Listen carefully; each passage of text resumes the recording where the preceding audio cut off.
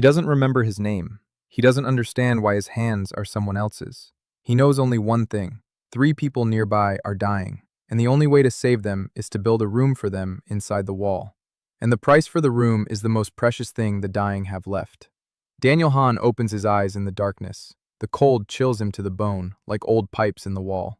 He looks at his hands and doesn't recognize them. Thin, dirty, with broken nails and dried crusts of blood on his knuckles. He takes a breath and his lungs explode with pain, as if they'd been stuffed with broken glass. A child is crying nearby, quietly, desperately. That's how they cry when they no longer expect to be heard. Dan sits up. A basement, concrete. A crack in the ceiling oozes gray-violet light. Every breath turns to steam. He doesn't know where he is. He doesn't know who he is. He knows one thing. The 3 people next to him are dying right now.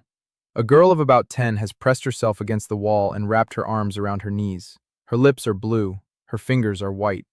She stares at him with huge, empty eyes and doesn't move. Her father lies next to her. His breathing is shallow. His skin is gray. In the corner, a woman is coughing violently, and red spots are left on the concrete. Blood. Dan looks at the stranger's hands, at the girl, at the spots, and an old mechanism clicks in his head. Simple and reliable, like a lock on a motel door. 3 guests. They're in bad shape. What do they need? Warmth, safety, for someone to say that everything will be okay. He doesn't know where this thought came from, but he has no other. He stands up. His legs buckle. He braces himself against the icy wall and walks toward the girl. She flinches. He doesn't touch her. He doesn't say a word. He just sits down next to her and breathes, slowly, steadily. After a minute, she stops backing away. After a couple of minutes, she stops crying. Then she looks him in the face. He smiles. His lips are chapped from the cold. A drop of blood has appeared on his lower lip, but he smiles. The girl doesn't smile back, but she stops trembling. That's enough. And then a panel appears before his eyes. Translucent, warm tones, like a nightlight by the bed. Welcome to the hospitality system. Create room number 1. The rate is 1 unit of any value from the guest. A guarantee of warmth, silence, and sleep. Dan closes his eyes, opens them. The panel is still there, calm, patient, like a sign above a reception desk. He thinks he's gone mad. Then he decides it doesn't matter. What matters is that it's 34 below in the basement and something is howling behind the wall. Not the wind, something alive. The girl is clutching something in her fist. Small, round, a glass pebble, blue with green veins, the kind you put at the bottom of an aquarium. Her fingers have turned white to the bone. Dan can feel it. This pebble is important, not to the system, to her. A single unit of any value. He tells her that he needs one thing to build a warm room, not the most valuable, the most important. He asks what matters most to her right now. The girl is silent for what feels like an eternity. Then she unclenches her fist and holds out the pebble. Dan takes it with both hands, gently, like a guest's suitcase. He says, "Thank you." He says he's taking it back to the room for safekeeping, and he puts the pebble back in her pocket. The system registers the payment. The panel flashes. In the corner of the basement, the air shudders. Not an explosion, not a flash, as if space exhaled and parted. A doorway appears in the concrete wall. Dark wood, a brass 1, a smooth doorknob. Dan opens the door. Behind it is a room, 4 by 4, 2 beds with clean sheets, a lamp on the nightstand, 22 degrees Celsius. He stands in the doorway and can't move. He doesn't understand anything. But he understands one thing. The sheets are clean. The lamp is on. That's enough. He picks up the girl, light as an empty backpack, carries her into the room, covers her with a blanket, returns for the father. The man is heavy and Dan drags him across the floor, drags him in. He lays him down. The man's breathing evens out. His face warms up. Dan straightens up. His hands are shaking. And then he remembers. There are 4 of them, and the room is meant for 2. In the corner, the woman is still coughing. The panel appears again. Create room number 2. The fee is 1 unit of any value from the guest. But the woman is unconscious. She has nothing. She can't give anything because she can't open her eyes. Dan sits on the floor between warmth and death and thinks. Not about what happened to him, not about where his body and his highway motel have gone.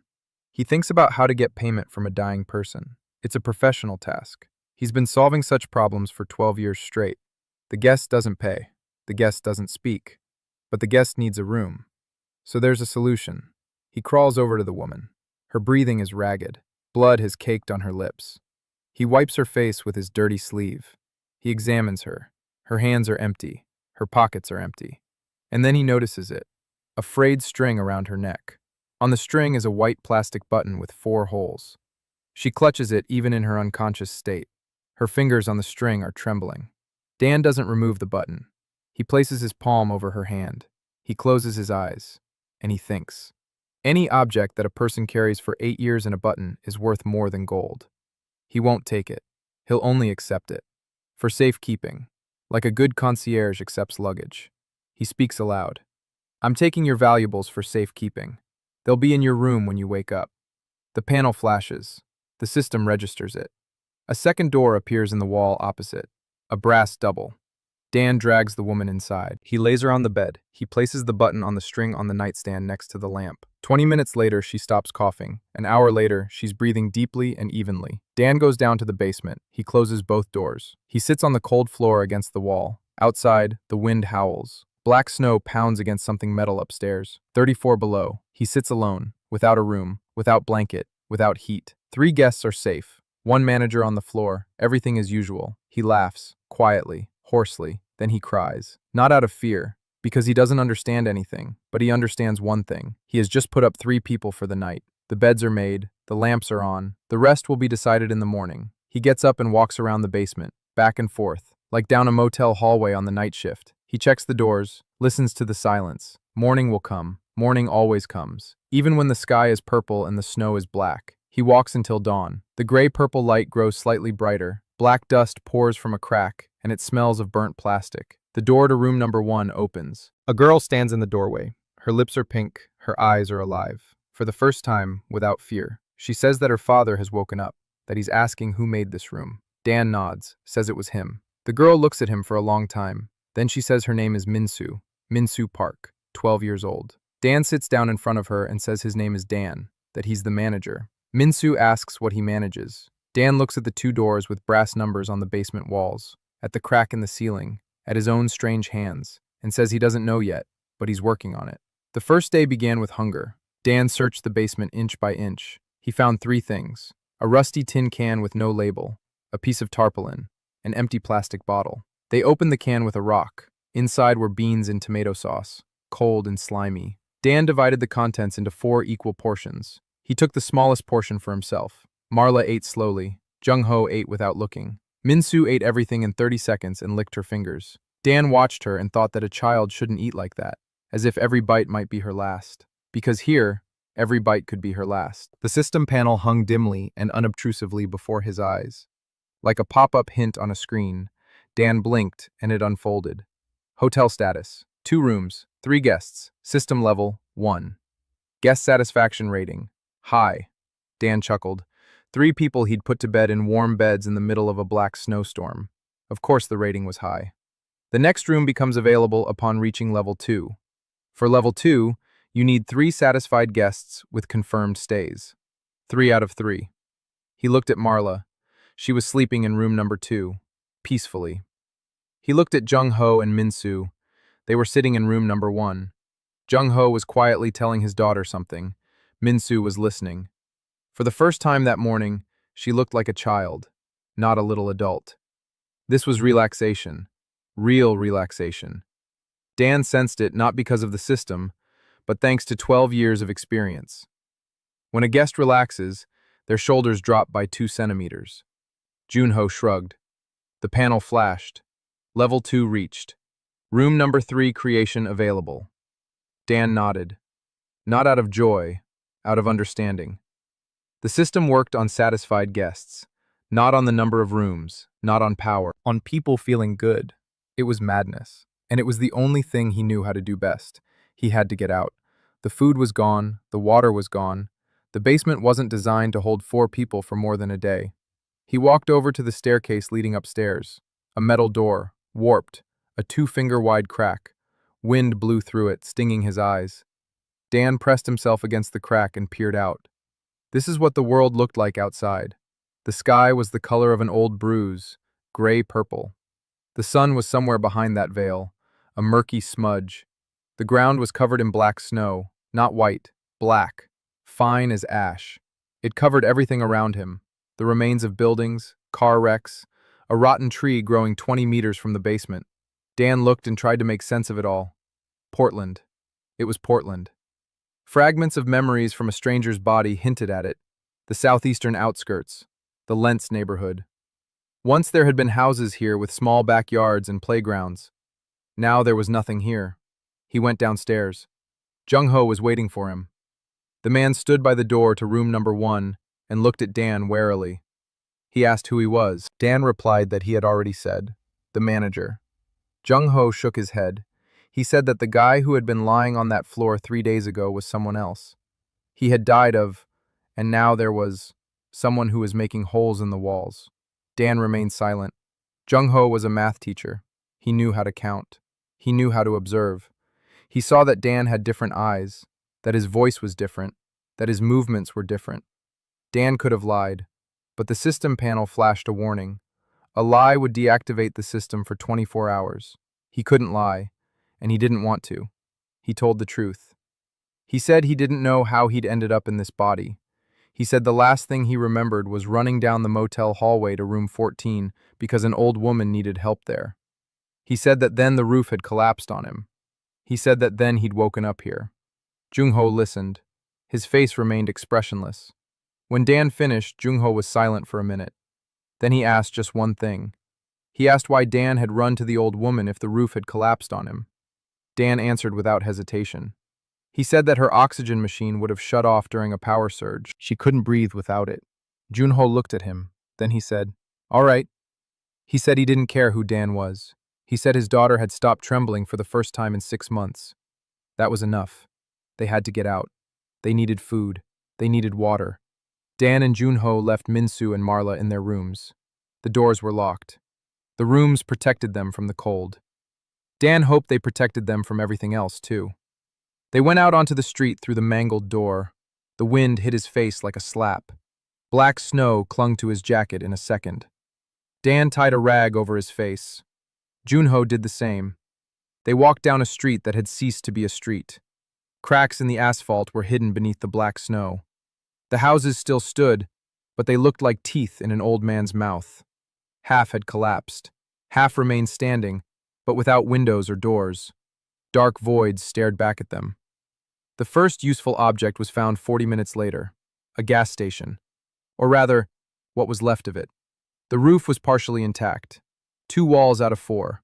Inside, darkness and the smell of rot. But in the back room, Dan found 4 cans of stew with bulging lids and one that was normal. A canister of frozen water, a roll of paper towels, a box of matches. He gathered everything into the tarp and tied it in a knot. Jung-ho stood on the stirrup by the entrance. He was pale, not from the cold, from fear. Dan asked what he was afraid of. Jung-ho answered with a single word: shadow eaters. Dan didn't know what that was. A memory from the stranger's body suggested a fragment of information. Shadows, creatures from the rifts. They copy the appearance of whoever they devoured. They have no fixed form. They come out at dusk. It was 2 o'clock in the afternoon. Dusk began here at 4 o'clock. They walked back quickly. Dan carried the bundle of supplies. Jung-ho carried the canister. Halfway there, Dan stopped. A gas station. He looked at it again. 2 walls, a roof, a back room. If they added the systems rooms, if they sealed up the openings, if. He looked at the ruin and didn't see a ruin. He saw a floor plan. The entrance here, the counter here, rooms along the back wall. The back room would become a storage room. The roof would protect against the snow. For 12 years, he'd run a motel on the highway. He knew what a building looked like that could be turned into a shelter. This building was suitable. Jung-ho looked at it and said nothing. But he saw how Dan was looking at the gas pump. He saw that it wasn't just a glance, it was a calculation. They returned to the basement. They fed everyone. 1 can of stew for the 4 of them. Dan took the smallest portion again. Marla sat on the bed and ate in silence. Her complexion was better. Her cough had almost gone away. She looked at Dan and said she was a nurse. She said that if he needed help, she could work. Dan nodded. He said he needed help. Marla asked what kind. Dan said he needed someone to check on the health of all the guests every morning. Marla blinked. She said, "What guests?" "There are 4 people in the basement." Dan said there were 4 for now. Marla looked at him the way Jung-ho had looked at him that morning, like he was crazy. But she didn't argue. That evening, Dan sat on the basement floor between two doors and thought.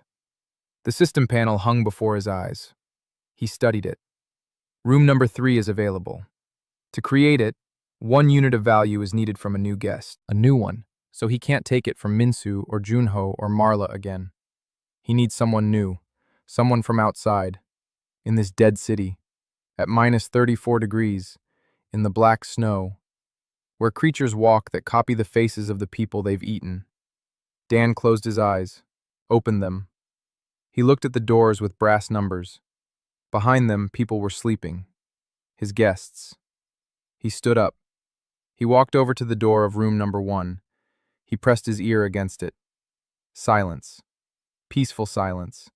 The silence of sleep. He walked over to the door of room number 2. The same thing. He straightened up. He adjusted a non-existent collar. A habit. For 12 years, every night shift, he walked down the hallway and listened. Is everything quiet? Is everyone asleep? Everything is quiet. Everyone is asleep. In the morning, he announced the plan. They're moving. To the gas station. Jung-ho asked why. It's safe here. The rooms work. Why leave? Dan explained. The basement is too small. 1 entrance. No visibility. No room for new rooms. If people come, and they will come, people need somewhere to go. If they come and see a locked basement, they'll keep going and freeze in the snow. We need a place that's in plain sight. We need a sign. Junho looked at him and said nothing. Then he said that Dan wanted people to come. Dan replied that yes, he did. Junho said that people are dangerous, that in the ashlands, people kill for a can of stew. That people are worse than shadow beasts, because at least you can see shadow beasts when they attack. Dan listened. He nodded. He said he understood. He said that people are dangerous. He said that people are just as cold, hungry, and scared. He said he was opening a hotel, not a fortress. Junho closed his eyes, rubbed his face with his palms, said that Dan was crazy. Dan replied that maybe he was, but the rooms work, and only he can create them, so his madness is the only plan they have. The move took 2 days. 2 days of walking through black snow. Dan and Jung-ho hauled everything they found in the basement. Marla walked on her own. Slowly, but she walked. Minsu held her father's hand and carried a pebble in her pocket. The gas station greeted them with cold and desolation, but it had a roof and walls. Dan inspected every corner. He found where it was leaking. He found where the draft was coming from. He found a spot where they could set up the first room. He chose a spot by the back wall, the most sheltered corner. He told Minsu that she needed to choose which room would be hers. Minsu said she wanted the one that was already there, number 1. Dan smiled. He said that number 1 would always be hers, but new ones would appear here too. Minsu nodded. She pressed her hand to her pocket. The pebble was still there. On the 3rd day after the move, the first strangers arrived. 2 of them, a man and a woman, frozen, angry, armed with knives. They stood at the entrance to the gas station and looked at Dan. The man said they were taking the food, and clothes, and everything else. Dan stood in front of them. Behind him, Jung-ho held Minso close. Marla clutched a rusty wrench in her hand. Dan looked at the man, at the woman. Their hands were shaking, not from anger, from the cold. Their lips were chapped. Their eyes were sunken. Their shoes were falling apart. The woman had 3rd-degree frostbite on her cheek. They weren't robbers. They were dying people holding knives because there was nothing else left to hold. Dan said they could put the knives away. He said there was a warm room and food here. Not much, but there was some. The man told Dan wasn't joking. Dan said he wasn't joking. He said he had a hotel. The man laughed, with the same terrifying laugh as Marla on the first day. Dan didn't wait. He turned his back on them. It was madness. 2 people with knives behind his back. He walked to the back wall, turned around, looked at the woman, asked what was most important to her. The woman stopped laughing. She looked at him. Then she pulled a photograph out of her pocket, worn and crumpled. It showed 2 children. She held it out not to Dan but into the space between them, like a gesture of desperation. Dan took the photograph with both hands, gently. He said thank you. He put the photograph back in her pocket. The system counted. Door number 3 appeared in the wall of the gas station. The man dropped the knife. Their names were Theo and Rena, former residents of Gresham, a small suburb east of Portland. Theo worked in a warehouse before the silence. Rena was a hairdresser. The children in the photograph, a boy and a girl, they died in the first year. A putrid fog. It flooded the basement where they were hiding. Theo and Rena survived because they were upstairs. When they went down, the children were no longer breathing. They had been walking for 6 years since then, from city to city, from ruin to ruin. They weren't looking for anything in particular. They just walked because stopping meant thinking, and thinking meant remembering. Dan listened. He didn't interrupt. He didn't say he was sorry. He didn't say he understood. He sat across from Theo on the floor of the gas station and listened. Rena was lying in room number 3, asleep, warm for the first time in a long time. Theo talked and couldn't stop, as if a faucet had been turned on that had rusted shut from 6 years of disuse. When he fell silent, Dan stood up. He walked over to what he mentally called the counter, a concrete block by the entrance, a former gas station counter.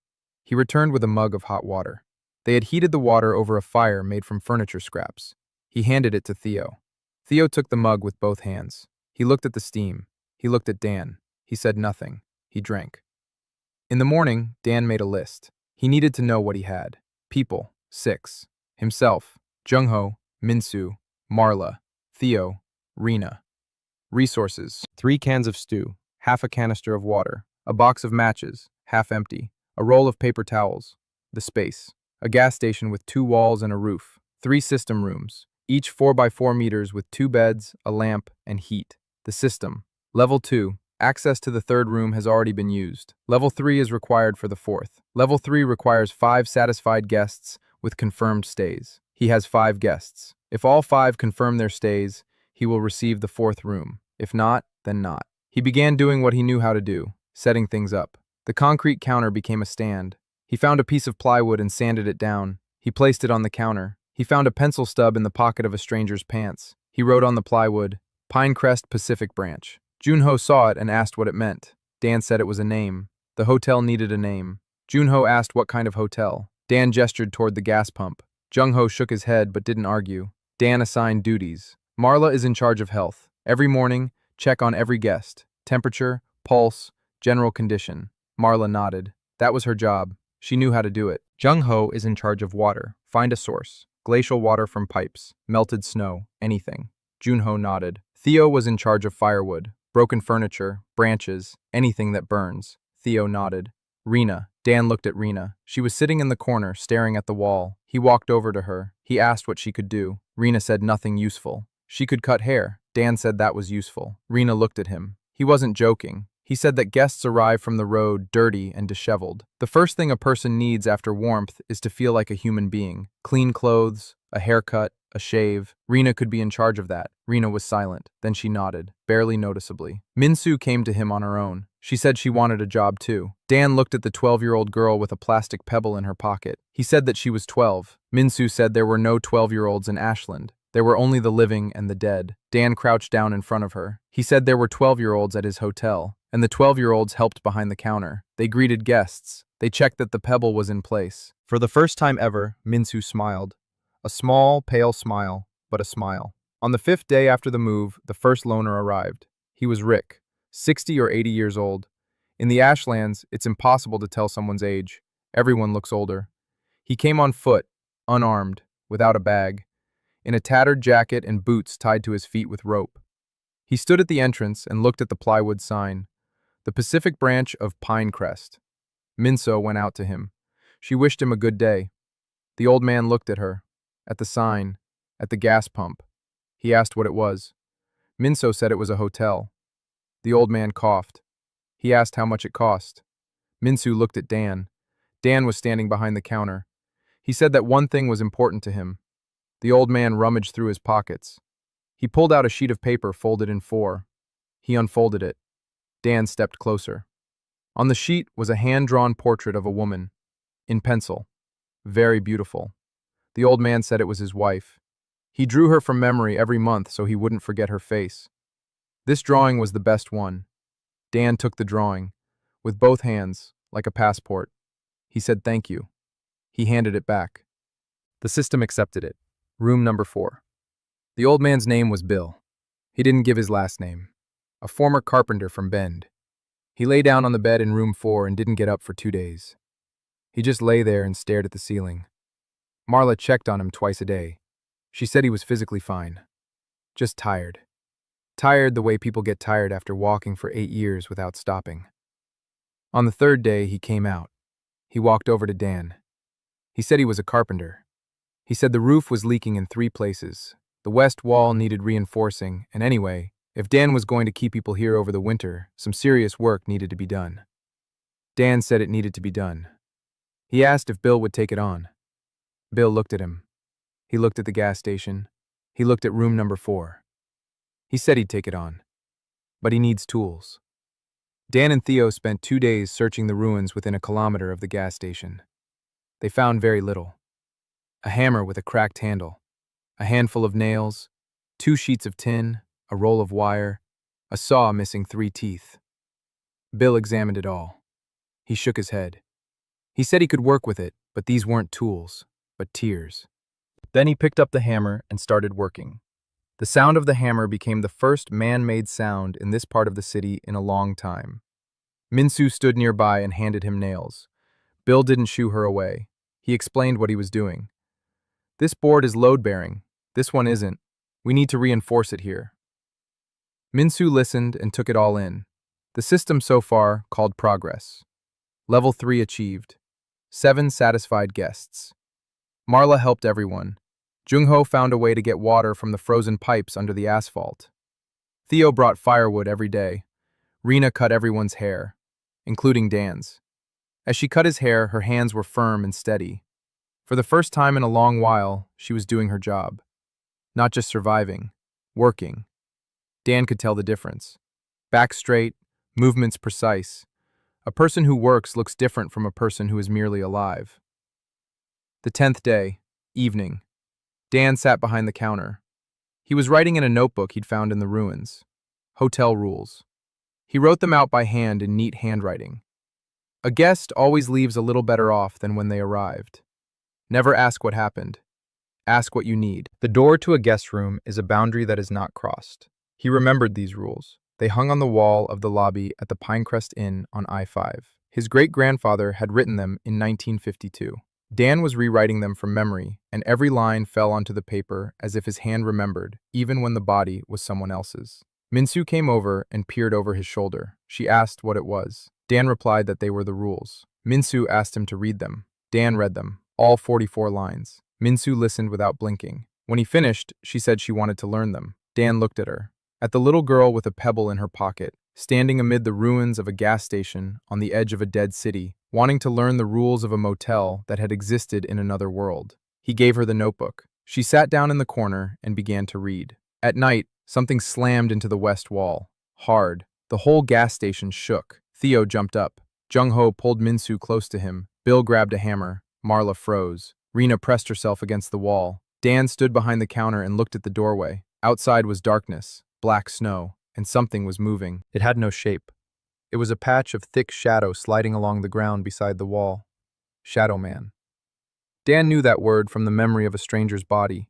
He knew these creatures came at night. He knew they copied faces. He knew they were deadly. The Shadow Man struck the wall again. The metal hummed. The nails creaked. Bill cursed and stepped away from the wall. Dan looked at the system panel. Create room number 5. Requires 1 unit of value from a new guest. No new guest. Room not created. He looked at the available rooms. Rooms number 1, 2, 3, 4. 4 doors with brass numbers. Behind each one, warmth and safety. He shouted for everyone to go to their rooms. Theo and Rena to the 3rd. Jungho and Minsu to the 1st. Marla to the 2nd. Bill to the 4th. People dispersed, quickly and without question. Dan stood at the front desk. Tenemich leaned against the wall with renewed force. The tin wall buckled. A single nail popped out and clattered against the concrete. Dan stood there. He couldn't go into a room. The rooms were for guests. He wasn't a guest. He's the manager. Information appeared on the panel that he hadn't noticed before. A manager can't be a guest in his own hotel. A manager is only protected in the reception area.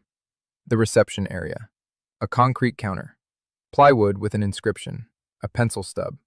This is his counter. This is his place. The shadow burst through the wall.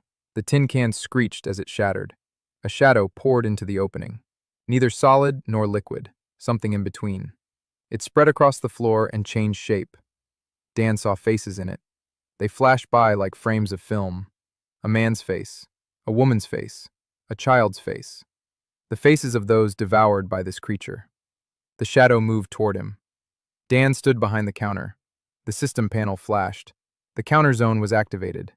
The shadow reached the counter and stopped, as if it had hit an invisible wall. The shadow churned, thrashed, and tried to go around the counter, but it couldn't. The counter held firm. Dan stood behind it. His hands were shaking. His legs were shaking. Everything was shaking. But he stood his ground. Because this was his counter, and behind it were his guests. The shadow creature battered against the invisible barrier for an hour. Dan stood behind the counter for an hour, not moving, not taking his eyes off it. By dawn, the creature was gone. It dissolved into the black snow as if it had never been there. The wall was torn apart. The metal hung in tatters. The nails had flown out. Bill came out of the room and looked at the hole. He said they needed more nails. Dan was sitting on the floor behind the counter. His legs wouldn't hold him up. He said they needed more walls. The morning after the attack, Dan gathered everyone at the counter. 6 people looked at him, tired, scared, alive. He said that during the night they had learned 2 things. First, the rooms are impenetrable to the shadow folk. Second, the gas station has no walls. So we need to solve the problem with the walls. Bill nodded. He said he could reinforce them but needed materials. Real ones, not sheet metal or plywood. They needed boards. They needed beams. They needed concrete if they could find any. Dan asked where to look. Jung-ho said that 2 kilometers to the north there was an area called Foster Powell. There were hardware stores there. Maybe something was left. Dan nodded. He said 3 of them were going. Him, Theo, Jung-ho. The rest were in the rooms. Marla objected. She said Dan shouldn't go. He was the only one who created the rooms. If he died, it would all be over. Dan said that if he didn't find materials for the walls, the next Shadow Man would reach the places the rooms didn't cover. Marla pressed her lips together. She said nothing. She was right. He was right, too. They were both right. What was wrong was a world in which one had to choose between 2 truths. They set out at dawn.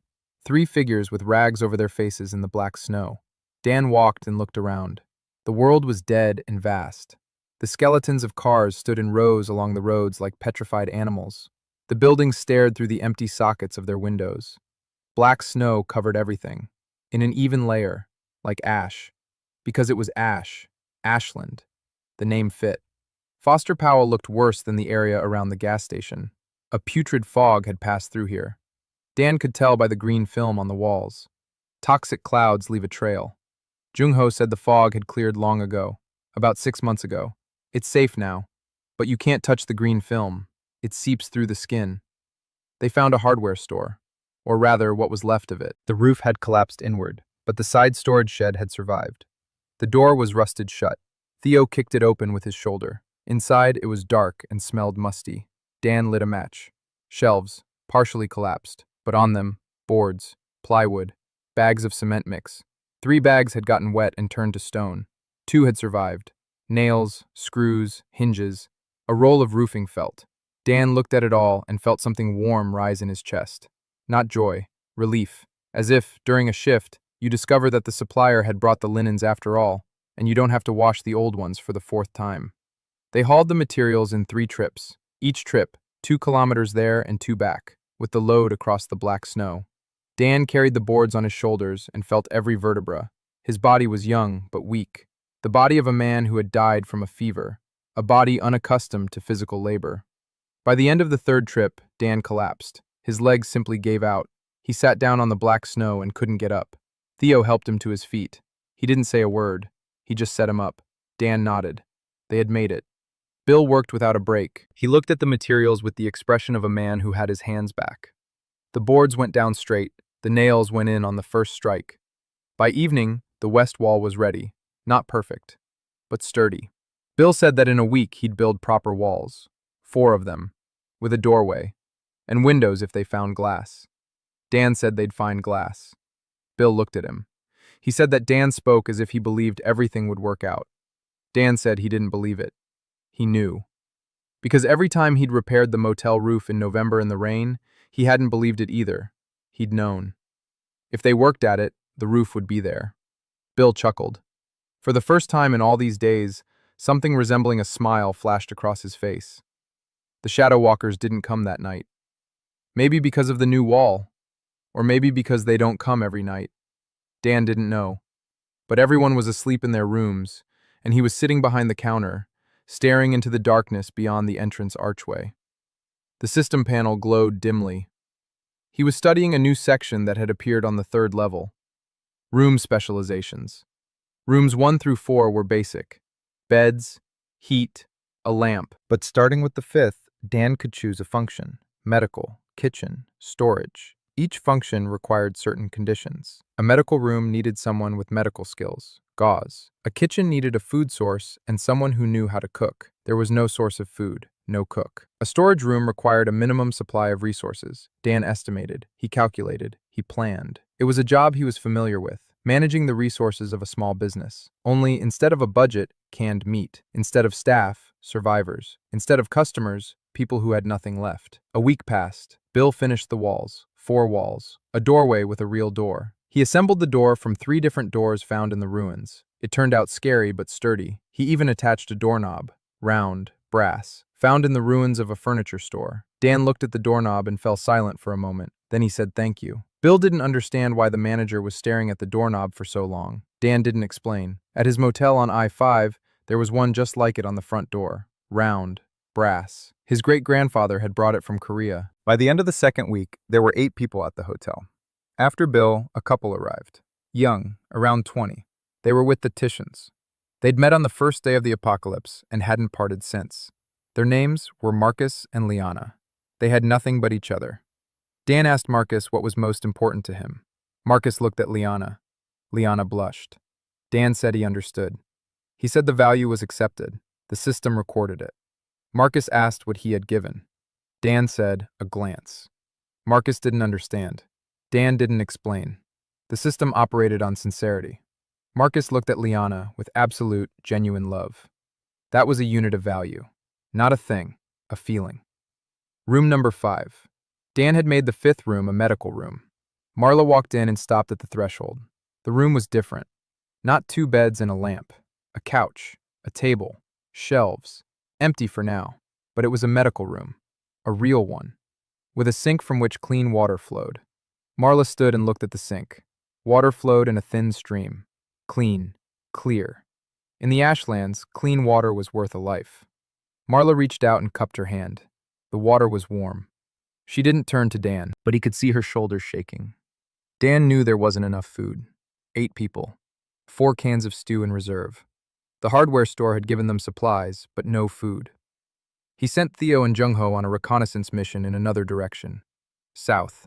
There was a shopping mall there, or what was left of it. They returned a day later, with news. The shopping mall was occupied.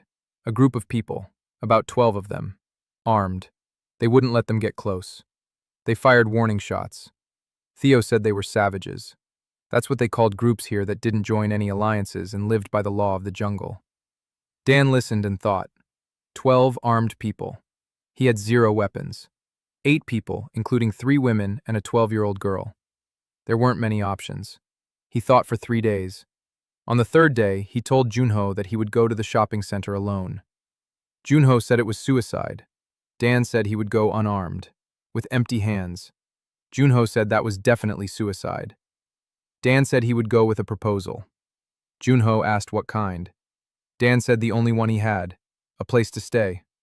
He left in the morning, alone, unarmed, in a jacket and with a rag over his face. He walked for an hour and a half. The shopping center looked like a fortress. The windows were boarded up. The entrances were barricaded. On the roof, a figure holding something long, a rifle. Dan stopped 100 meters away. He raised his hands. He shouted that he had come to talk, that he had no weapons, that he wanted to propose a deal. The figure on the roof didn't shoot. 10 minutes later, 2 people came out of the side entrance, a man and a woman. The man had a shotgun. The woman had a knife. Dan stood with his hands up. They approached him. They searched him. They made sure he wasn't armed. They led him inside. The leader turned out to be the woman, about 40 years old, short hair, a scar on her chin, a hard look in her eyes. Her name was Nora. She was sitting at a table made from a door propped up on two boxes. 4 people were seated around her. The rest were standing along the walls. 12 people, all in heavy clothing and armed. It smelled of smoke and sweat and something sour. Food. They had food. Canned goods. Lots of it. The mall's stockpiles hadn't been completely looted. But they had no peace. Dan could see it. Red eyes, twitching hands, 3 with bandages. They weren't sleeping properly. Shadow walkers. Nora confirmed it. Every night. The walls don't help. The creatures seep through. 3 people had died in the last month. They were tired. They're angry and tired and armed. The worst combination. Dan sat down across from Nora. She asked what he wanted. He said he wanted to propose a trade. Food in exchange for a place to sleep. He has rooms the shadow walkers can't get into. Nora was silent. Her people exchanged glances. One laughed, roughly. He said they'd just take his rooms. Dan said they couldn't. The rooms are tied to him. Without him, they don't work. Nora raised her hand. The man fell silent. She looked at Dan. She asked where he was from. He said from the basement. She asked what kind of rooms they were. He said he'd show her, if she came, alone, unarmed, as a guest. Nora looked at him for a long time. Then she said she'd come. But if it was a trap, she'd come back and nothing would remain of his gas station. Dan said he understood. He said dinner was at 7. Nora blinked. She asked what kind of dinner. Dan said it was a work-related matter and he was working on it. He returned to the hotel. He told Marley that there would be a guest that evening. An important guest. Marley needed to prepare the medical room. He told Rena that the guest was coming from a long trip and might want a haircut. He told Minsu that the front desk had to be clean. Minsu wiped the plywood sign with her sleeve. Dan looked at the front desk. On the desk lay a notebook with rules and a pencil stub. He took a paper towel, teared off a piece, wrote on it, "Welcome," placed it on the counter by the entrance. Jung-ho saw it and shook his head, but he didn't say anything. Nora arrived in the evening, alone, just as they'd agreed, unarmed, though Dan suspected she'd hidden a knife somewhere after all. She stood by the door, which Bill had pieced together from 3 different doors, and looked at the brass doorknob, then at the sign. Pinecrest Pacific Branch. Pinecrest. Then at the note on the paper towel. Welcome. There wasn't a trace of emotion on her face. Minso came out to meet her. She said, "Welcome to Pinecrest." Nora looked at the 12-year-old girl with her back straight and a serious expression, and said nothing. Dan was standing behind the counter. He said he was glad to see her. Nora replied that he was the only one in Ashland who was glad to see a stranger. He showed her around the hotel. It didn't take long. The gas station was small, 4 walls, a roof, a counter, 5 rooms. Nora stood in front of the door with the brass number 1 and touched the wood. Real wood, warm. She opened the door, peered inside. A bed, clean sheets, a lamp, warmth, 22 degrees. She stood in the doorway and Dan saw something flicker across her face, quickly, for a second. Then the mask was back in place. She asked how it worked. Dan replied that it was his ability. She asked how many rooms he could make. He replied that as many as needed. She asked what was required of a guest. He replied that just one thing, the most important thing. Nora said she had nothing important. Dan looked at her. 12 people. She feeds them. She protects them. She doesn't sleep so they can sleep. He said he knew what was important to her. She tensed. He said they were her people. She was silent. He said the value had been accepted. Nora asked what kind of value. Dan said she had come here alone and unarmed, for their sake, to check if it was safe here. That's an act for the sake of those she protects. That's a unit of value. The panel flashed. The system registered it. But Dan didn't create a room, not for Nora personally. He said he'd show her something. He went outside. Nora followed him. It was cold, black snow, wind. Dan stopped at the west wall. He looked at the system panel. Room number 6. Function. General. The size depended on the number of guests it was intended for. Dan concentrated. 12 people, plus his 8. 20. The requirements appeared on the panel. A common room for 20 people, 8 by 10 meters. That was bigger than the entire gas station. Dan exhaled. He gave the system the go-ahead. The ground didn't shake. The air didn't glow. A door simply appeared next to the west wall of the gas station. A large one. Double doors. Dark wood. A brass handle. Dan opened it. Behind the door was a room. A large one. A warm one. With a long table in the middle. 20 chairs.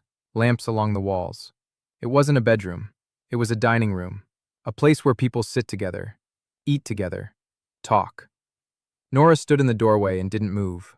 She looked at the chairs, at the lamps, at the table. Dan stood beside her and said nothing. He was giving her time. A good manager knows when to speak and when to be silent. Now was the time to be silent. Nora said she needed to think. Dan replied that of course she did. He offered her tea. Nora looked at him. She asked what kind of tea. This is a wasteland. Where would tea come from? Dan replied that it was boiling water with a piece of pine bark. Not tea, but hot. Nora snorted. It wasn't a laugh, but almost. She drank the boiling water with pine bark, standing at the counter, in silence. Then she left. She said she'd be back in 2 days with an answer.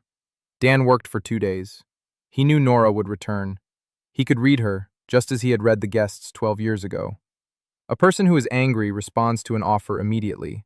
A person who wants to accept the offer but is afraid asks for time. Nora was afraid. Not of Dan, not of a trap. She was afraid of hope. Because hope in the Ashlands killed, or rather, the shadow folk did. If you believe that somewhere is safe, and then it turns out that it isn't, that's the end. Not physical, moral. Dan knew this.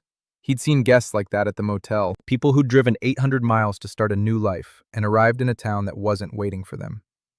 They would sit on the bed in their room and stare at the wall. Dan would bring them his mom's cookies and a glass of milk and tell them breakfast was at 7.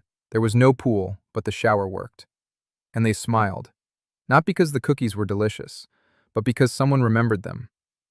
Nora returned 2 days later, not alone, with 4 others, 2 men and 2 women, her inner circle.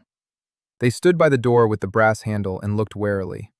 Minsu came out to them. She said welcome. One of the men laughed, nervously. Minsu wasn't offended. She just stood there and waited. Dan came out from behind the counter. He said he was glad. Nora said she'd brought people to look around. If they said it was real, she'd bring everyone over. Dan nodded. He said the rooms were open. They could look. They could touch. They could lie down and sleep if they wanted.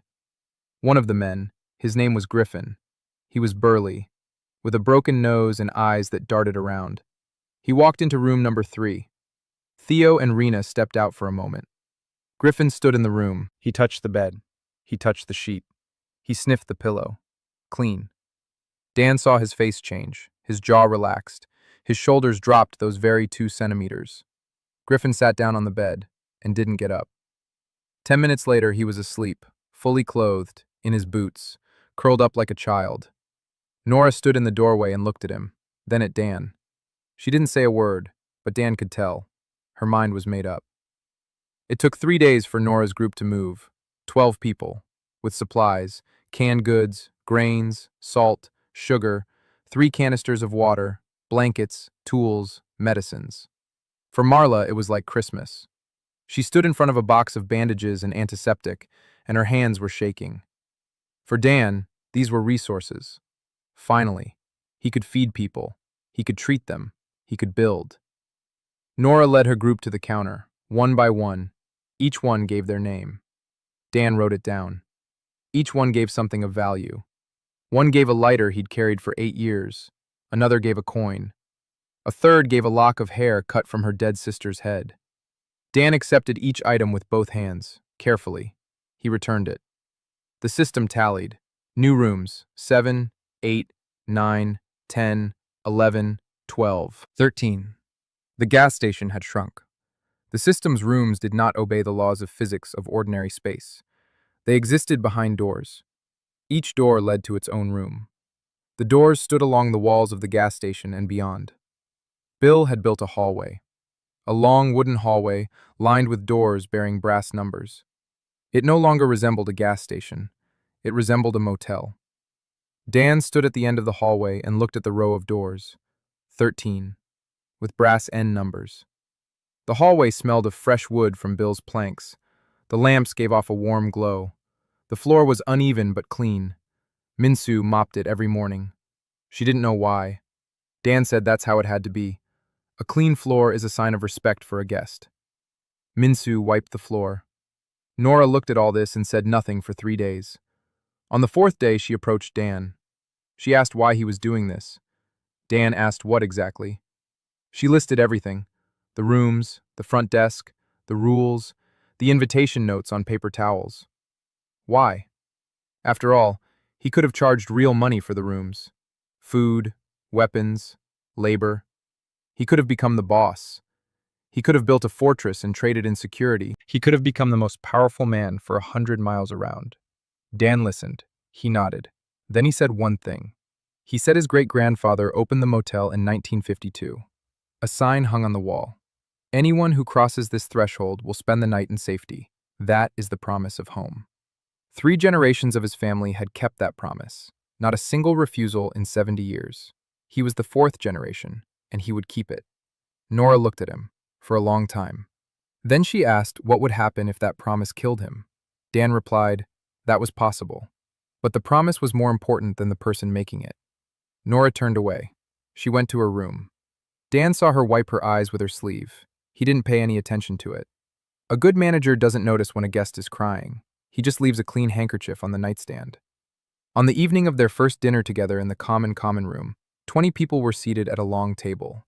Theo and Rena, Jung-ho and Min-soo, Marla, Bill, Marcus and Liana, Nora and her 11, Dan. On the table was canned stew heated in its cans, boiling water with pine bark. No bread, no dessert, nothing special. 20 people at the table ate from cans and drank boiling water. But they were sitting at the table, together, under the lamps, in the warmth. One of Nora's people, a man named Dex, a former auto mechanic from Salem, sat holding a can of stew with both hands and didn't eat. He just held it. He looked at his hands, at the can, at the table, at the people around him. Then he said quietly, so that only Dan next to him could hear. He said he couldn't remember the last time he'd sat at a table. Dan didn't say anything. He pushed a can of boiling water toward him. Dex drank. He started eating. After dinner, Dan sat at the counter and wrote something in a notebook. The sign-in log. Names, dates, room numbers. Min-soo sat nearby, rereading the rules for the 37th time. She already knew them by heart. Dan knew she knew them, but he didn't tell her. She liked to read. Let her read. Outside the walls, the wind howled and black snow fell. Somewhere far away, Tenemik let out a long, drawn-out howl. Or maybe it was the wind. Here, it's not always possible to tell one from the other. Inside, the lamps were lit. 20 people were sleeping in 13 rooms behind doors with brass numbers. Bill was snoring so loudly you could hear him through the door marked number 4. Dan smiled. He straightened the sign on the counter, Pinecrest Pacific Branch. He looked at the entrance. At the door with the brass handle. Tomorrow, he'd have to hang a sign outside. A real one, so it could be seen from far away, so that anyone walking through the black snow would see it and realize there was a door here, that they were waiting here, that it was open here. He took out a piece of plywood and a stub of a pencil. He began to write. In large letters, Pinecrest, smaller below. Welcome, rooms available. Min-soo looked over his shoulder. She read it. She said the letters were crooked. Dan said he knew. Min-soo took the pencil from his hand, erased it, wrote it again. Straight, neatly, in beautiful, childlike handwriting. Pinecrest, welcome. Spaces available. Dan looked at the sign. He looked at Min-soo. He said she was hired. Min-soo asked what the job was. Dan said she was in charge of the signs. Min-soo nodded, seriously, as if it were the most important job in the world. In a way, it was. A month had passed. Dan stood at the entrance and looked at what they had built. A corridor made of Bill's planks stretched along the back wall of the gas station and curved into a G shape. 13 doors with brass numbers. A counter made of a concrete countertop with a plywood sign. A sign outside written in Min-soo's handwriting. 20 people. 2 weeks' worth of food. A medical room where Marla checked everyone every morning. Common room number 6, where they ate together twice a day. It was a hotel. Small and absurd and built out of junk. But it was a hotel. And it worked. The system showed level 5. 20 satisfied guests. The panel opened up new possibilities. Dan studied them at night, sitting behind the counter while everyone slept. Storage room. Requirement. A minimum supply of resources and someone responsible for inventory. Kitchen room. Requirement. A food source and a cook. Workshop room. Requirement. Tools and a craftsman. Quote room. Requirement.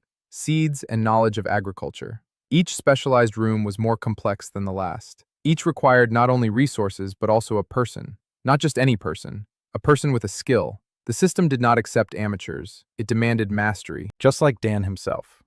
The first problem was the kitchen. 20 people ate from cans and boiling water with pine bark. That wasn't food, that was survival. Dan knew the difference. At his motel on I-5, breakfast was simple: scrambled eggs, toast, coffee. But Mom made it with such care that truckers would make a special detour just for the morning meal. Because the difference between food and nourishment isn't the ingredients, it's the attention.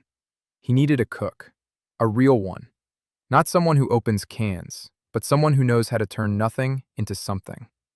Nora helped. She had connections. Merchants who traveled between the enclaves. Nomads who knew who was where. She sent people with a message. There's a place that's warm and safe. We need a cook. Payment for lodging and food. Dan wasn't sure anyone would come. But a week later, a woman arrived. Alone. With a backpack from which the handle of a frying pan stuck out. She stood at the entrance and read the sign. Then she came in.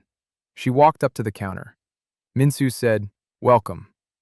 The woman looked at her, then at Dan. She said she'd heard there was flour here.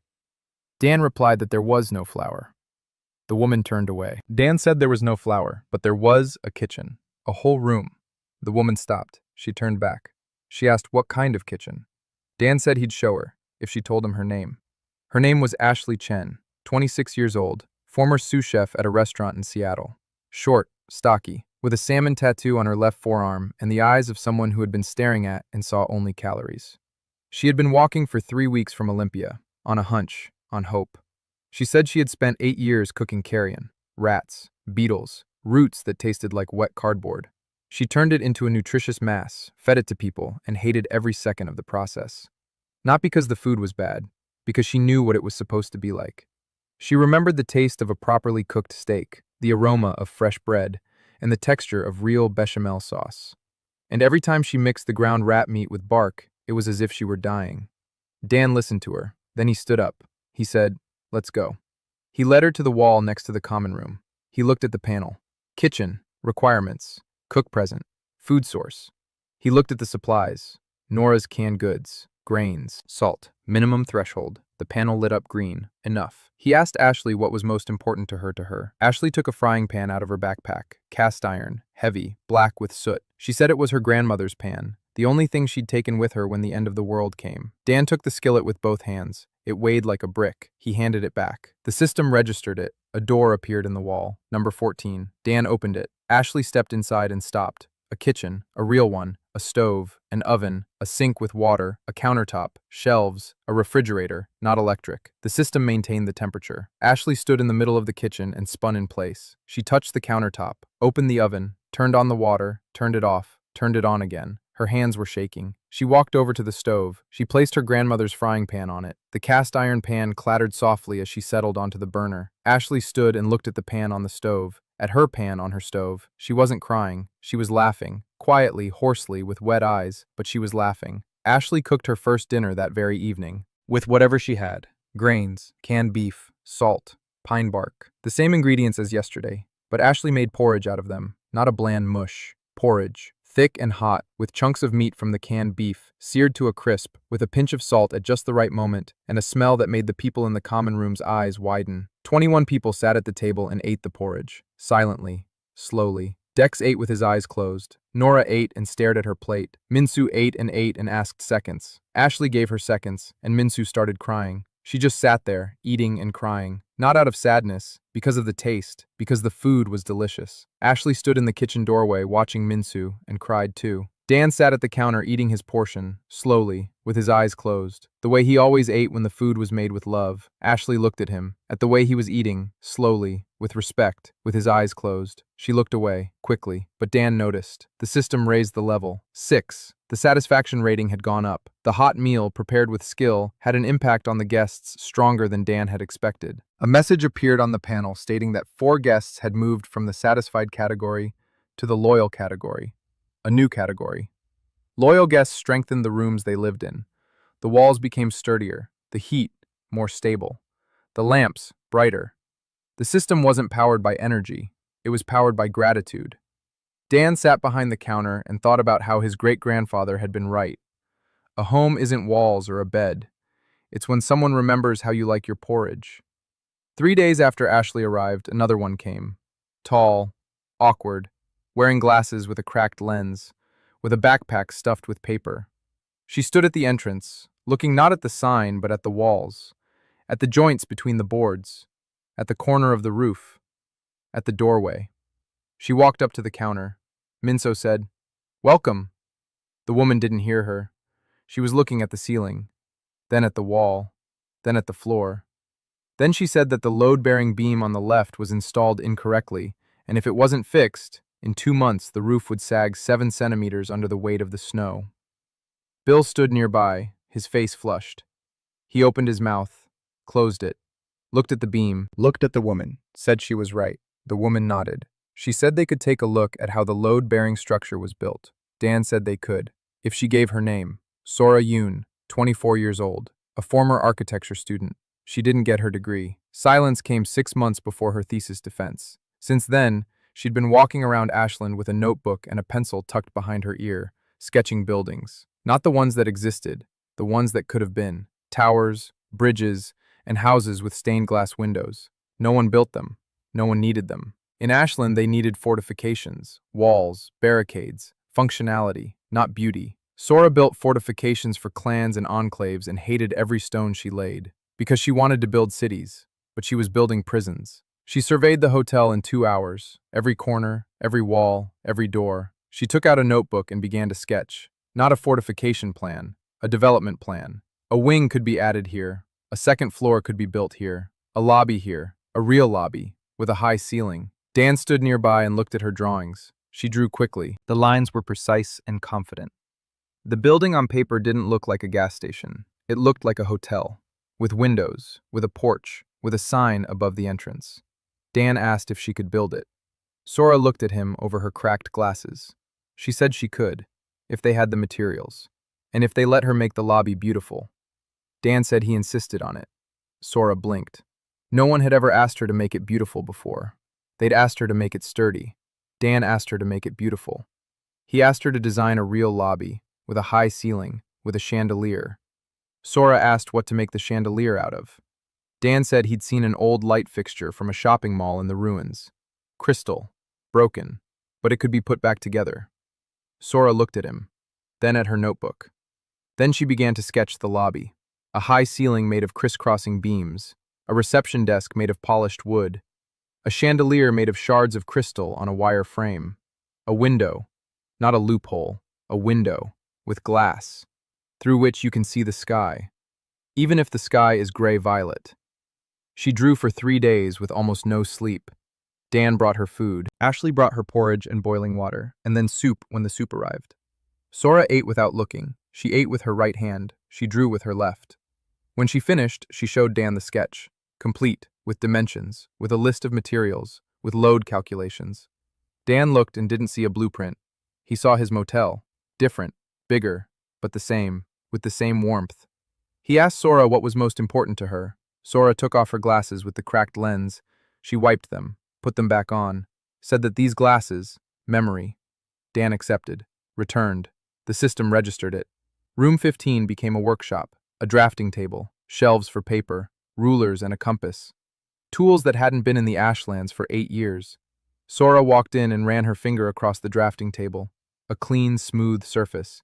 She placed a notebook on it, pulled a pencil from behind her ear, looked at Dan, said she wouldn't leave. Dan said he hadn't asked her to. Sora nodded, sat down at the table, began to work. The hotel was taking shape. Sora and Bill worked together. She drew the plans. He built. They argued every day. Bill said beauty doesn't hold up walls. Sora said walls that aren't beautiful aren't worth keeping up. Dan listened to their arguments and didn't interfere. They were both right. Walls must be strong and beautiful. Because people don't live in fortresses. People live in homes. The difference is whether you feel protected or locked up. By the end of the 2nd month, the hotel had changed. The lobby, a real one, with a 3-meter-high ceiling, with a reception desk made of sanded planks, with a chandelier made of shards of crystal that Sora had spent a week collecting, and which, in the light of the lamps, scattered little rainbows across the walls, with a window, made of real glass found in the ruins of a hospital. Through the window, a patch of sky was visible, it pale violet, but the sky. Guests entered the lobby and stopped. Everyone, without exception. They stood and looked at the chandelier, at the rainbows on the walls, at the counter, at the window. Some were silent, some asked why. Why the chandelier? Why the beauty? Why waste energy on something that doesn't protect or feed? Dan answered the same way. Because people don't just eat and hide. People also look up. And when they look up and see something beautiful, they remember that they are human. Some guests turned away after that. Some stood and looked at the chandelier until they were led to their rooms. In the third month, Hallie Baker arrived. She wasn't heading to the hotel. She was just passing by. A former Marine Corps medical doctor, 31 years old, short, redhead, short haircut, a watch on her left wrist, face inward, a backpack full of medical supplies on her back. She was heading north, to an enclave in Tacoma that, according to rumors, paid doctors with food and a roof over their heads. She stopped at the hotel only because she saw the sign and decided it was nonsense and wanted to see for herself. Minsu came out to meet her. She wished her a good day. Hallie looked at the girl, at the lobby behind her, at the chandelier, at the front desk. She said she didn't need a room. She needed antibiotics, if they had any. Minsu looked at Dan. Dan stepped out from behind the front desk. He said that there were antibiotics in the infirmary. Hallie asked which infirmary. Dan said he'd show her. He led her to door number 5. He opened it. Hallie went in. She saw a couch, a table, shelves with medicines that Nora had brought from the mall, a sink with clean water. Hallie stood and looked around. Then she walked over to the shelf. She took a bandage. She unwrapped it. She looked at it. It was sterile, a real sterile bandage. She put it back. She took a bottle. Antiseptic. She checked the expiration date. 2 years left. She put it back. She turned to Dan. Her face was stern and impassive, but her voice wavered. She asked who the doctor was. Dan said it was Marla, a nurse. Hallie asked where she had gone to school. Dan called for Marla. Marla came in. Hallie began asking questions, quickly, sternly, like in an exam. Marla answered, calmly, precisely. She knew her stuff. Hallie asked questions for 20 minutes. Then she fell silent. She looked at Marla. She looked around the room. She looked at Dan. She said that Marla had a solid foundation, but she lacked surgical skills. She said the equipment was primitive. She said they had enough antiseptic to last a month with 20 patients. She said that if someone suffered a serious injury, there was nothing they could do here. Dan listened and nodded. It was all true. All true. Hallie fell silent. She waited for Dan to ask her to stay, but he didn't. He said he was glad she'd stop by. He said dinner was at 7 if she wanted to eat before hitting the road. Hallie blinked. She'd expected him to try to talk her into staying, but that didn't happen. She said she'd eat. At dinner, Ashley set a bowl of soup in front of her. Soup made from grains and dried roots that Theo had found in the ruins of a pharmacy. A herbal soup with bits of something that looked like mushrooms. Hallie ate in silence. 22 people were seated around the table. They were talking, laughing. Dex was telling a story about how he once fixed a truck engine with duct tape and a prayer. Bill was arguing with Sora about the proper way to lay roof tiles. Min-Soo sat next to her father and listened to everyone, holding a notebook in her hands. She was writing down names.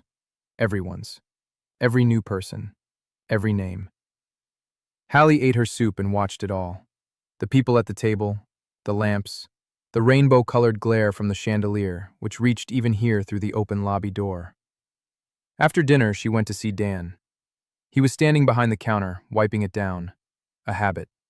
For 15 years of wiping down the counter every evening. Hallie stood across from him. She said that patients didn't die in his medical room. Dan said they didn't. The room speeds up recovery, not instantly, but quickly. Wounds heal within hours. Colds clear up overnight. Infections recede. Hallie was silent. Then she spoke softly. During the silence, she had a field hospital. 6 people. 5 died in the first 3 days. Not from the silence, from wounds she couldn't heal. She said the names, all 5, quickly, like a list, as if she'd been repeating them every day for 8 years straight. Dan didn't say he was sorry, didn't say he understood. He said one thing. He said that in this room, her patients would stop dying. And if she wanted, she could work here. Not to ask, to work, to heal, to teach Marla what Marla doesn't know. And he would open a field medicine school next to the hotel, named after her commander. Hallie stood facing the counter, hands at her sides, back straight, face stony. She was silent for 30 seconds. Then she said 2 words. His name was Captain Reynolds. Dan nodded. He said that the Captain Reynolds School of Field Medicine was opening tomorrow. Helly stayed. She was loud, rude. She swore so much that Minso covered her ears. She couldn't stand sentimentality. The first thing she did was rearrange all the shelves in the medical room. Marla objected. Helly said that antiseptic shouldn't be stored next to bandages because if it spills, it will soak in. Marla shut her mouth. Helly was right. The second thing she did was examine every guest, every single one of the 22, in a single day. She wrote a chart for each one, by hand, on the backs of torn pages from Sora's notebook. The third thing she did was find an old dislocation in Griffin that no one had noticed. She said it. Griffin screamed. Helly said he'd be grateful in a week. A week later, Griffin came up to her and said thank you. Hallie said next time he shouldn't wait 6 months. Dan watched her work. Quickly, precisely, without unnecessary words, without unnecessary emotion. But every evening after rounds, she sat alone in the medical room and wrote in the charts. For a long time, meticulously, as if every entry mattered, as if writing everything down correctly would keep anyone from dying. Dan knew what that meant. She was trying to maintain control, because when she lost control, 5 people died, and she would never allow herself to lose control again. He didn't tell her that. He just placed a mug of hot herbal tea on her desk every evening, silently, without a word. Then he left. Hallie didn't thank him, but the mug was empty every night. In the 4th month, the last one arrived. She didn't come. They brought her. 2 nomads from a clan traveling along the Columbia River. They were dragging her on a makeshift stretcher, a tall woman, dark-skinned, with a short gray strand at her temple, in a black dress that had once been black but was now gray from dust and ash, a silver cross around her neck. She was unconscious, dehydration, exhaustion. Hallie took her in immediately, room number 5, an IV drip from supplies Hallie had found in the ruins of a veterinary clinic. 6 hours later, the woman opened her eyes. Her name was Delphine Auger, a former nun at a Catholic mission in Louisiana, 34 years old. After the silence, she became an itinerant preacher. She went from group to group. She buried the dead. She said prayers. She comforted the living. For 8 years she walked, buried, prayed, and comforted, until she collapsed from exhaustion. She lay on a couch in the medical office and stared at the ceiling. Dan sat beside her. She asked where she was. He replied that she was in a hotel. She asked which hotel.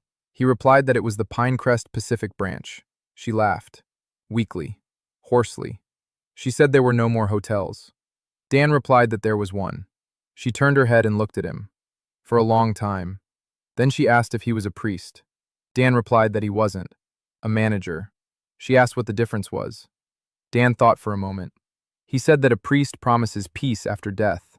A manager promises clean sheets. Delphina was recovering for a week. Hallie didn't leave her side. Delphina was a patient, calm. She slept a lot. And when she wasn't sleeping, she sat and looked out the window of the treatment room. There was no window there, but she looked at the wall and saw something of her own. On the 5th day, she walked out. Slowly, leaning on the wall. She made it to the lobby. She saw the chandelier. She stood there and looked at the rainbows on the walls. Then she made it to the common room. She saw a table, chairs, people, dinner. She stood in the doorway and watched. Ashley set a plate in front of her. Soup, hot. Delphina sat down. She ate, silently. Tears streamed down her cheeks and dripped into the soup. No one looked. Everyone knew. Everyone had been through this. On the 10th day, Delphina went to see Dan. She said she wanted to work. Dan asked what she could do. She replied that she knew how to bury people, and pray, and write down names. Dan was silent. Then he said he needed someone to keep the guest book. Delphina asked what book. Dan replied that every self-respecting hotel has a guest book. Everyone who comes is recorded in it. But in his book, they would record not only those who came, but also those who didn't come, those who are remembered, those who were lost. Every guest can name a person who is no longer here, and their name will be written in the book, forever. Delphina stood and listened. The cross around her neck swayed. She said quietly that for 8 years, she had buried people without names, without headstones, without a cross. She simply lowered them into the ground and walked away. And every time, a piece of herself went with them. Dan said that now they would have names. All of them. Delphina nodded. She couldn't say anything. She just nodded. Dan gave her a thick notebook they'd found in the school ruins. Delphina sat down at the table in the lobby. She opened the notebook. The first page. She wrote the title. The Pinecrest Hotel Guest Book. Below that, the date and the first name. Captain Reynolds. Hallie stood behind her and watched. Delphina wrote the name in neat, beautiful handwriting. Hallie turned and left, quickly, but Dan saw her face. He pretended not to notice. He placed a clean handkerchief on the table for Hallie, made from a paper towel, but clean. 6 months had passed. Winter had returned. Black snow fell without ceasing. The temperature dropped to -40. Rotten mists crept through the lowlands toward the south. The shadow walkers grew more active. Every third night, someone pounded on the walls. Bill reinforced them. Sora drew maps. Nora posted lookouts. But everyone understood that the walls were a temporary solution. The walls are crumbling. There is no room. Dan worked. Every day. No days off. He got up before dawn. He walked through the rooms. He checked the doors. He listened to the silence behind each one. He made sure everyone was asleep. Then he went to the counter. He checked the log. He checked the supplies. He planned the day. Ashley came to the kitchen at 5 in the morning and started cooking. Every morning they crossed paths at the counter. Dan said hello. Ashley said that mornings in Ashland are never good. Dan said they are, if there's porridge for breakfast. Ashley snorted. She would go into the kitchen. 20 minutes later, the aroma of something hot would waft from the kitchen room. Dan would close his eyes and breathe it in. That's how it was every morning. 30 guests, level 8 of the system, 20 rooms, basic and specialized, medical, kitchen, Sora's workshop, storage, laundry room. Dan set up a laundry room in room 25, room number 25. No one understood this idea except Ashley. A laundry room, in a post-apocalyptic world, a washing machine, hot water, clotheslines. When Dan opened the door and the guests saw what was inside, Nora said he was wasting the system's resources on laundry. Dan replied that clean clothes weren't just about laundry. Clean clothes were a matter of dignity. Nora fell silent. 3 days later, she brought her own laundry to be washed, silently, without looking at Dan. Dan didn't pay any attention to it. Guests came, one by one, in pairs, in groups, rumors spread.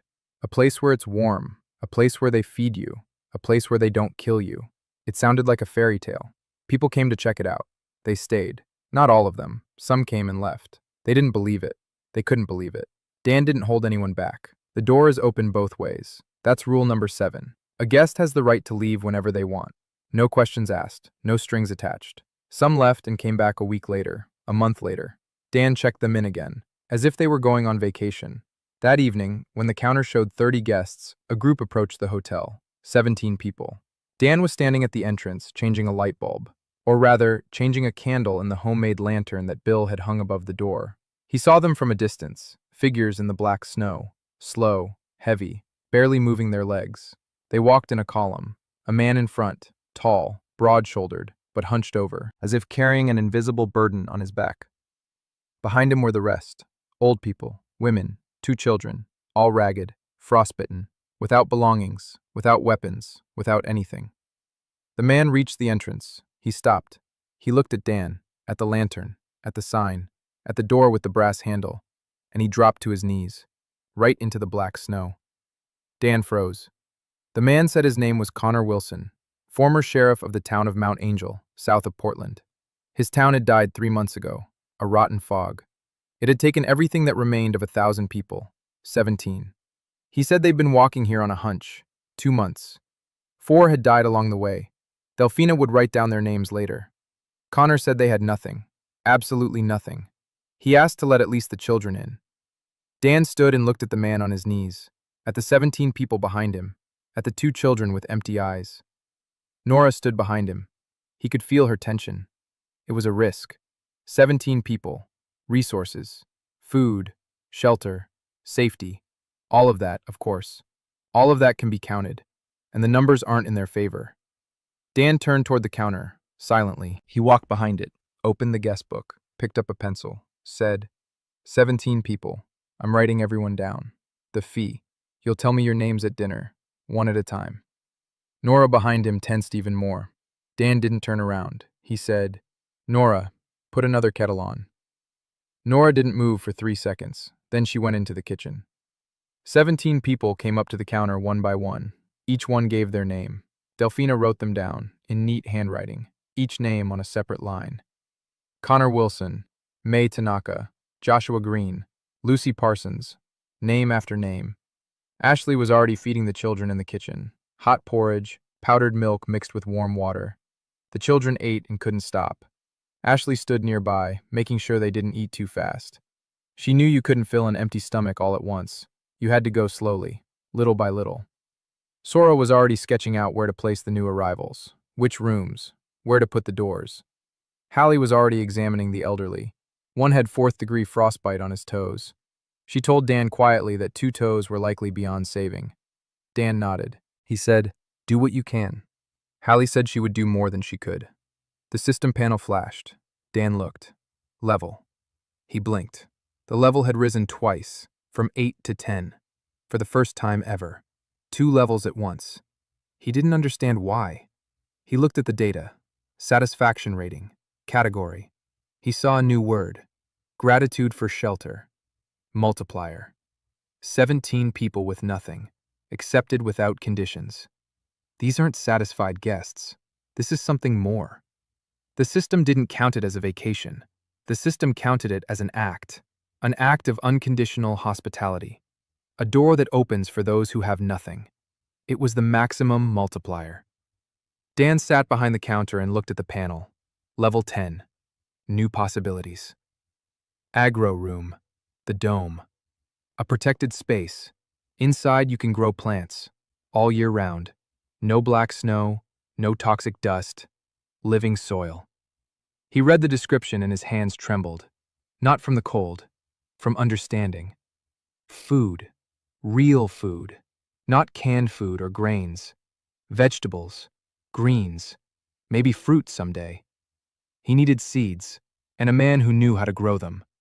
Connor Wilson, former sheriff. Before he became sheriff, he was a farmer. Like his father. Like his grandfather.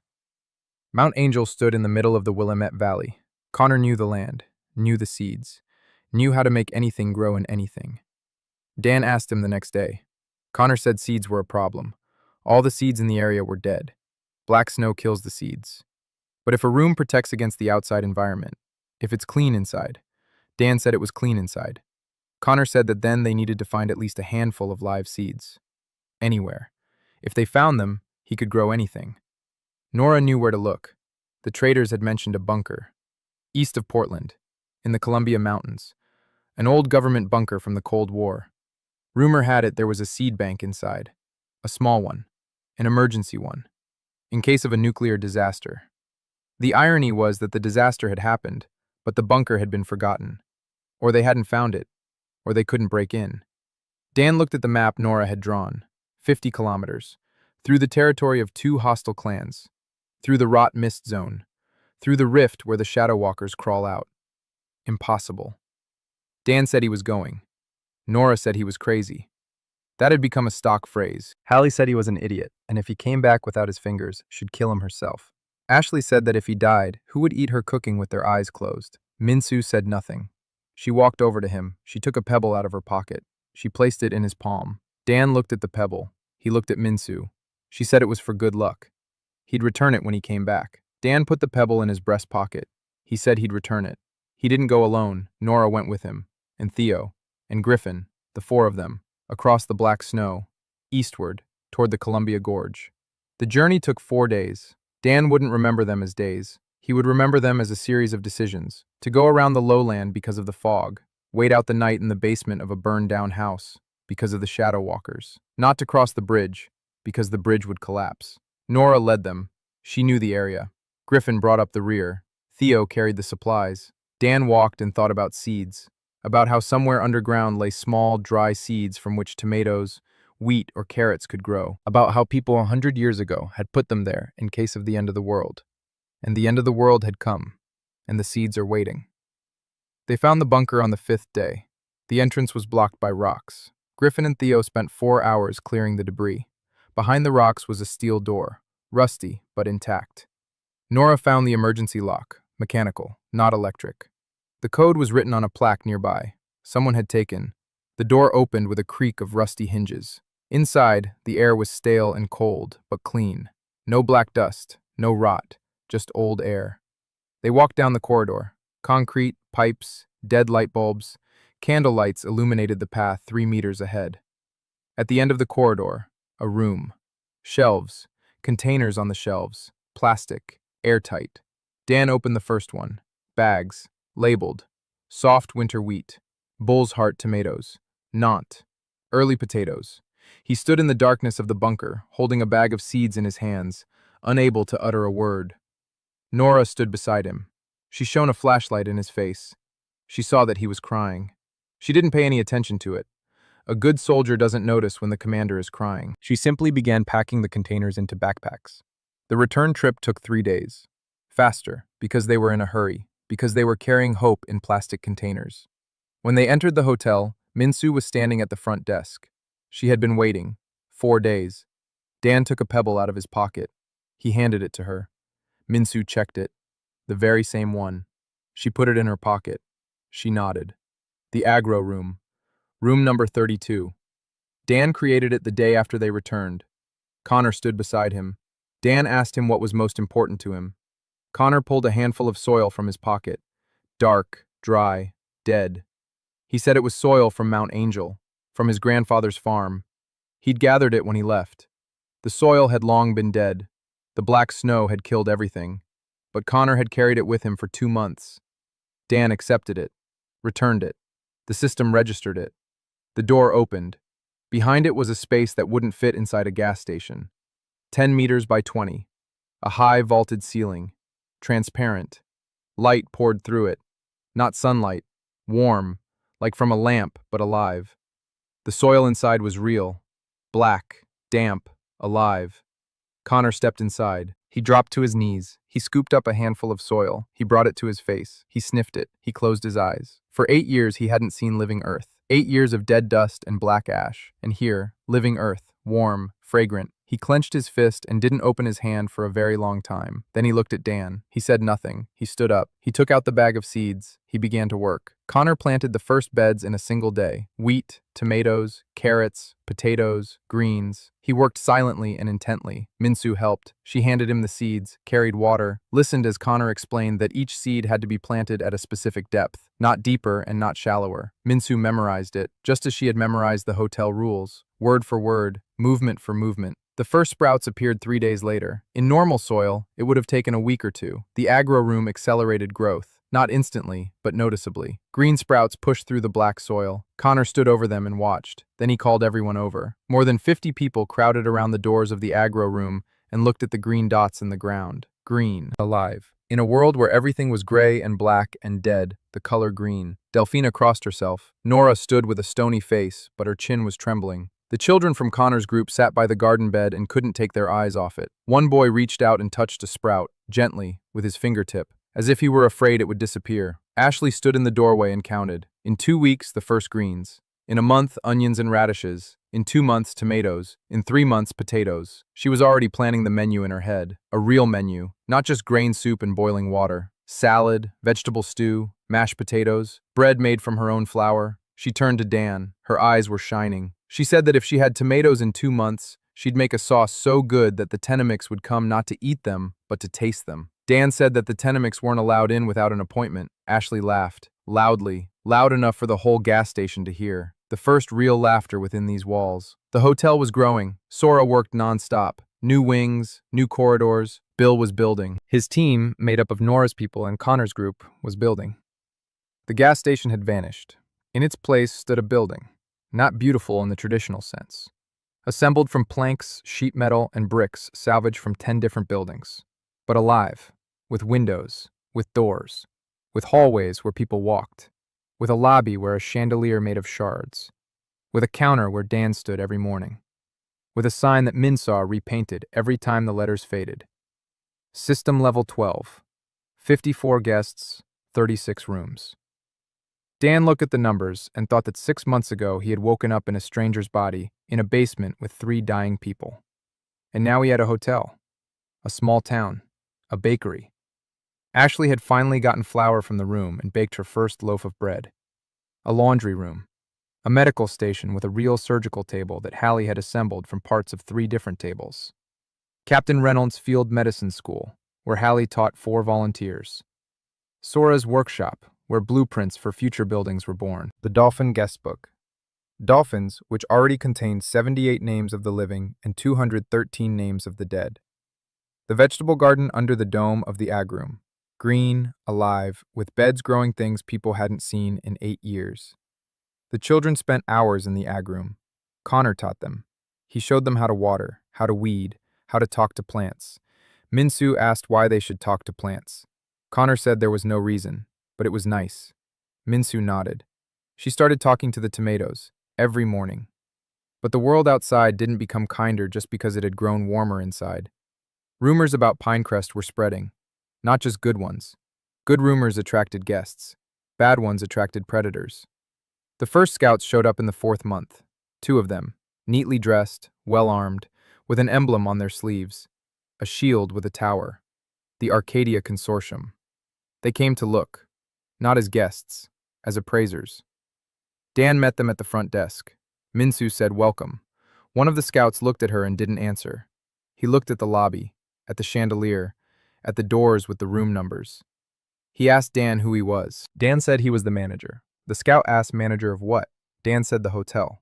The scout said the Arcadia Consortium was interested in the gifted, said there was an offer, protection, resources, status, in exchange for cooperation. Dan listened, nodded, then said he appreciated the offer, said that if they wanted to stay the night, rooms were available, standard rate.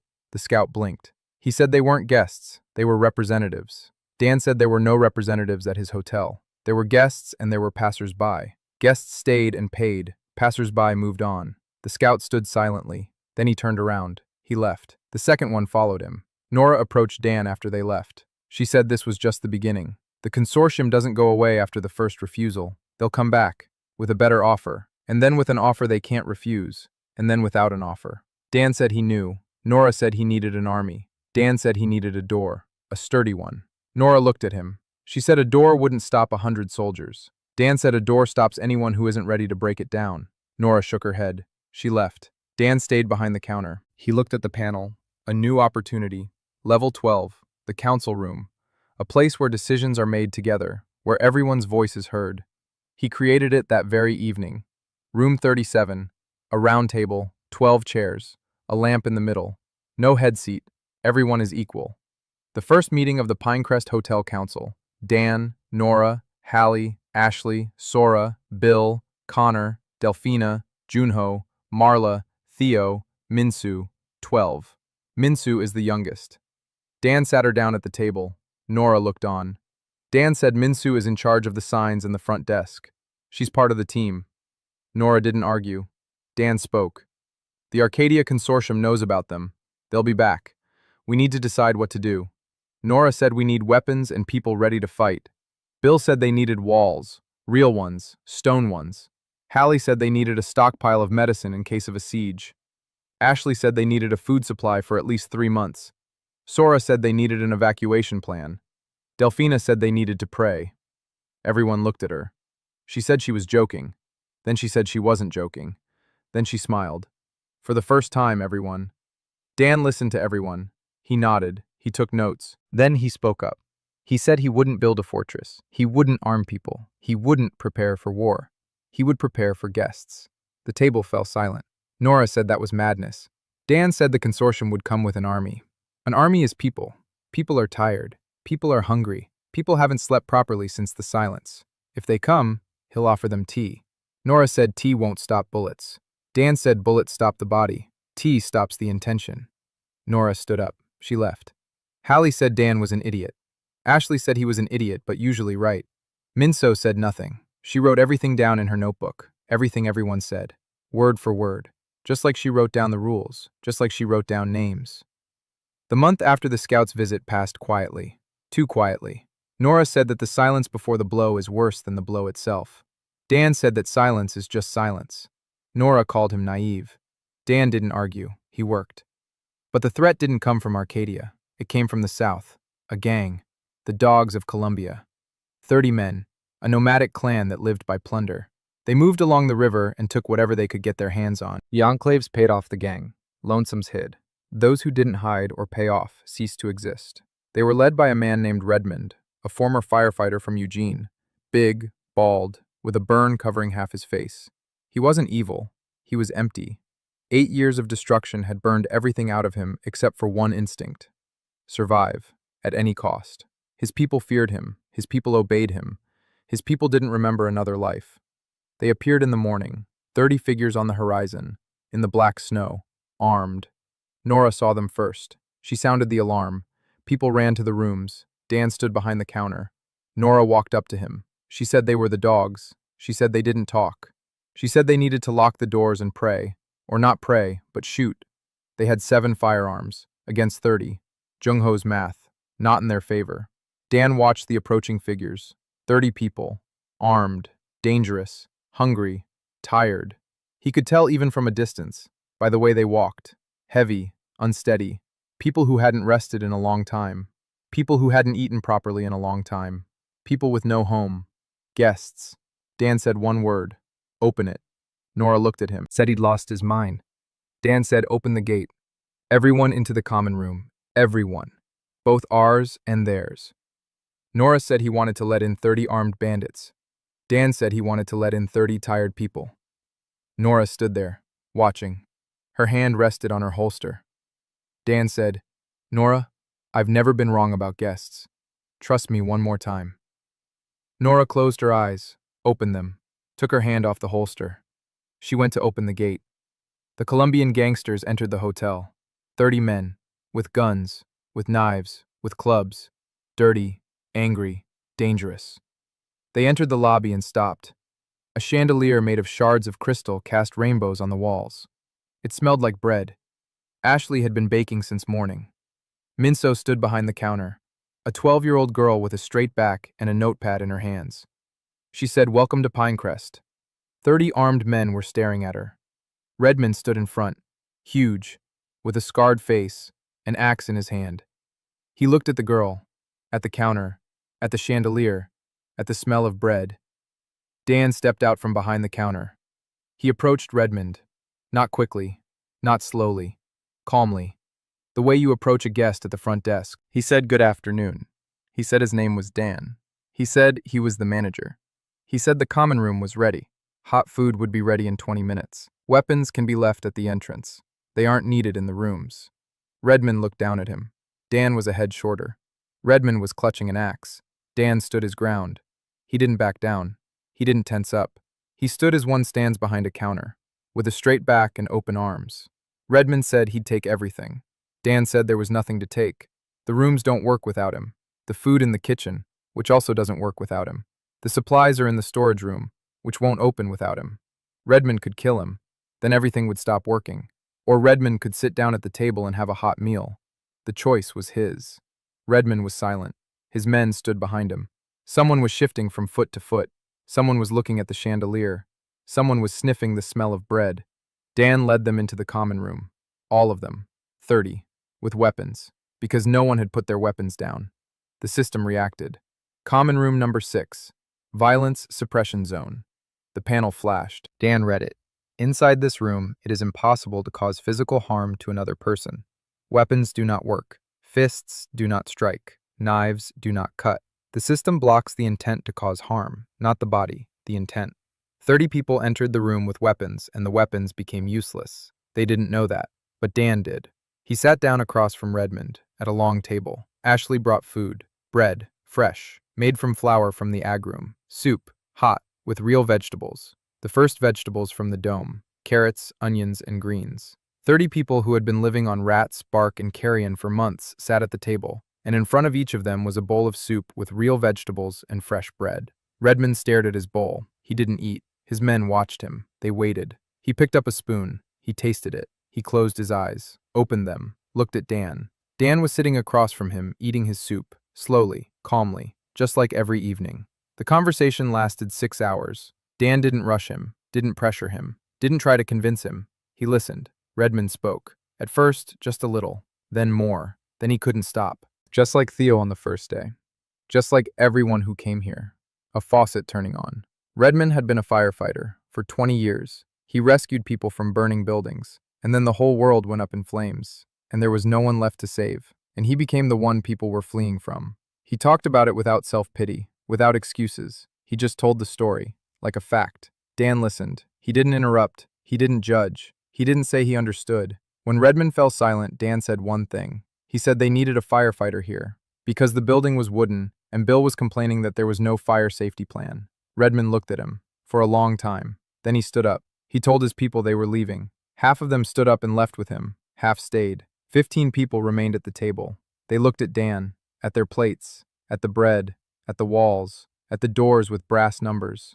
Dan stood up. He walked over to the counter. He opened the guest book. He said, 15 people. I'm writing them down. Names.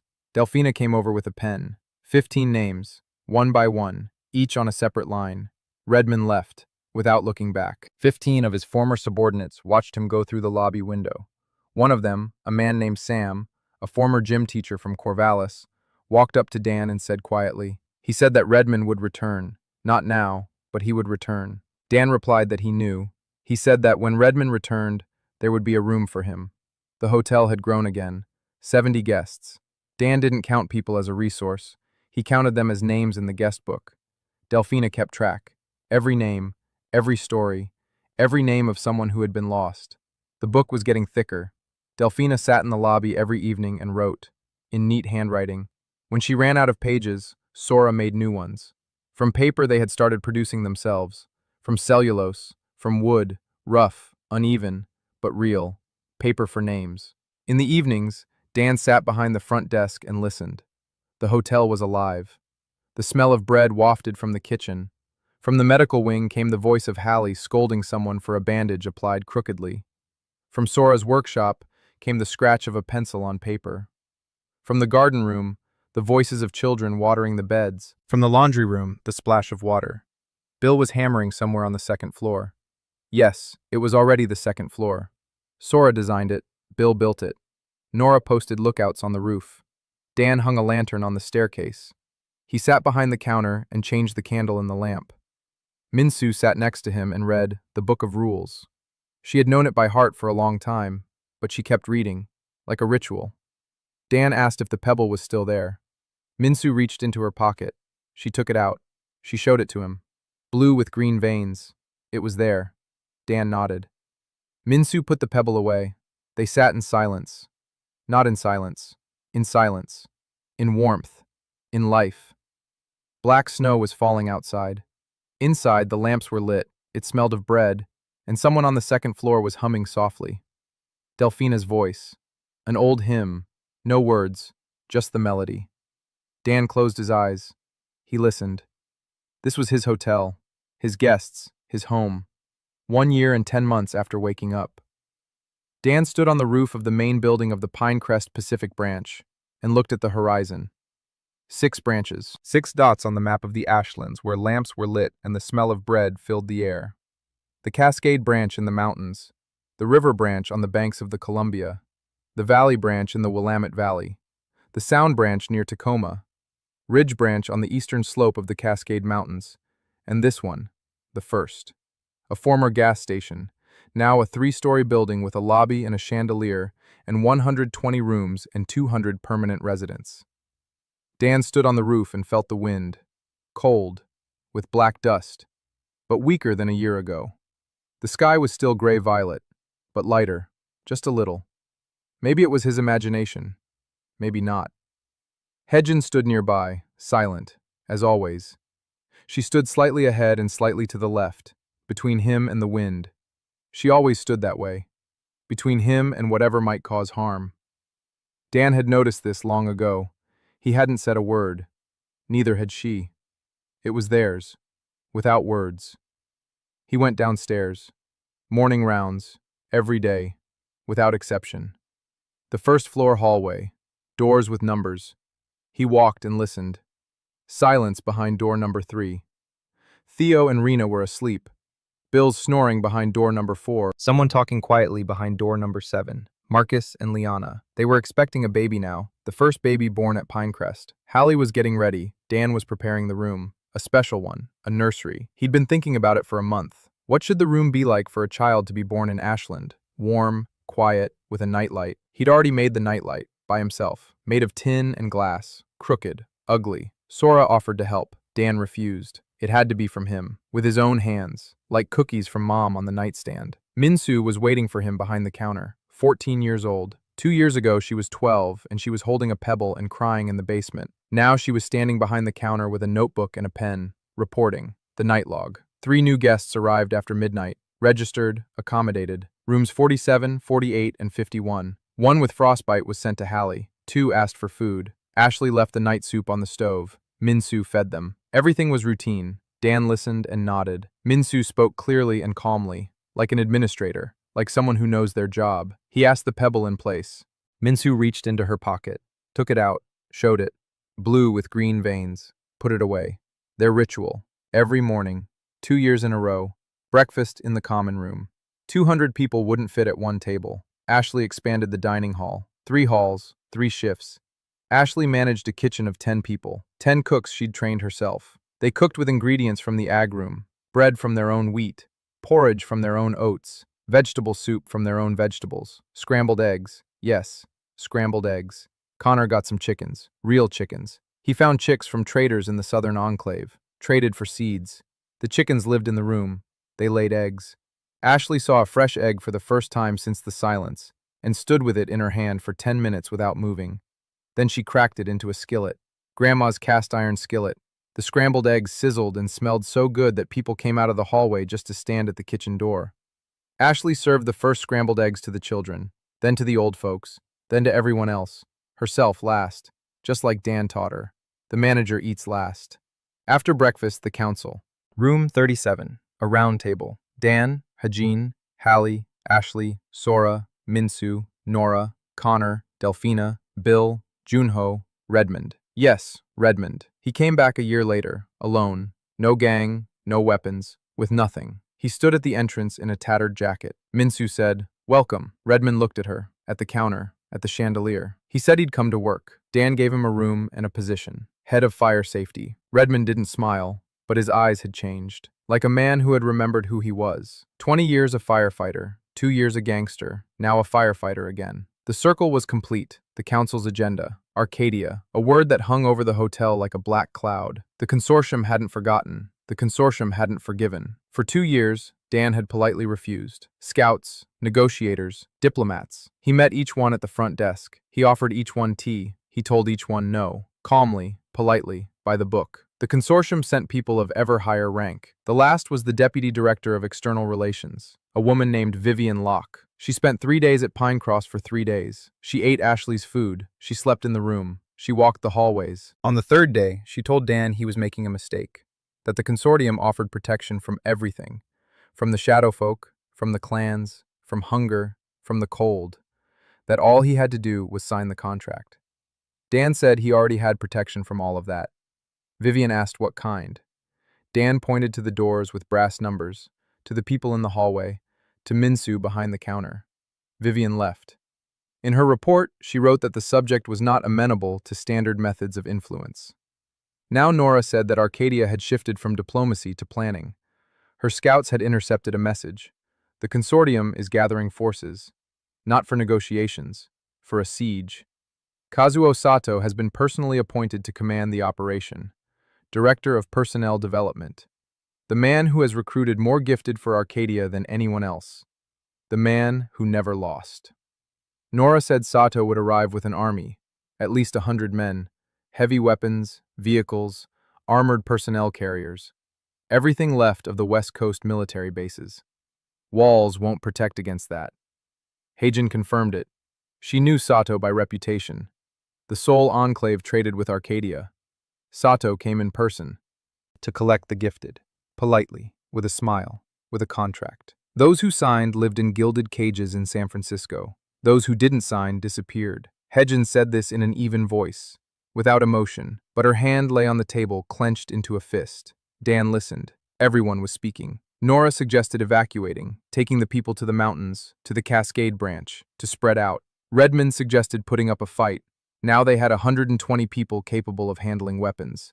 Not an army, but not defenseless either. Hallie suggested negotiations, to buy time, to hold out until spring, when the roads would become impassable for vehicles. Ashley was silent. Sora was silent. Delphina was silent. Minsu was taking notes. Dan waited until everyone had spoken. Then he spoke. He would not evacuate. He wouldn't fight. He wouldn't stall. He would stand behind the counter, just like every day, just like every night. Silence fell over the table. Nora said he would kill everyone. Dan said he wouldn't, because Sato wouldn't come to kill. Sato would come to take. And you can only take what is given. But Ra said that Sato would take it by force. Dan said that you can take a body by force, but not the system. The system runs on hospitality. Hospitality doesn't work at gunpoint. The rooms will go dark, all of them, at once. 200 people will be left without protection, without heat, without food. Sato will get an empty building and a useless gifted. That's not what Arcadia wants. Arcadia wants the rooms to work, and working rooms are only found with a free host. That's his trump card, his only one, but it's enough. Hejin looked at him, for a long time. Then she said quietly that he was right. Nora looked at Hejin. Hejin repeated it. He's right. If the system shuts down because of a threat, then the threat is meaningless. Sato is smart. He'll understand. The question is whether he'll understand before he gives the order to shoot, or after. Dan said he'd help him understand before. Hejin asked how. Dan replied, with the help of tea.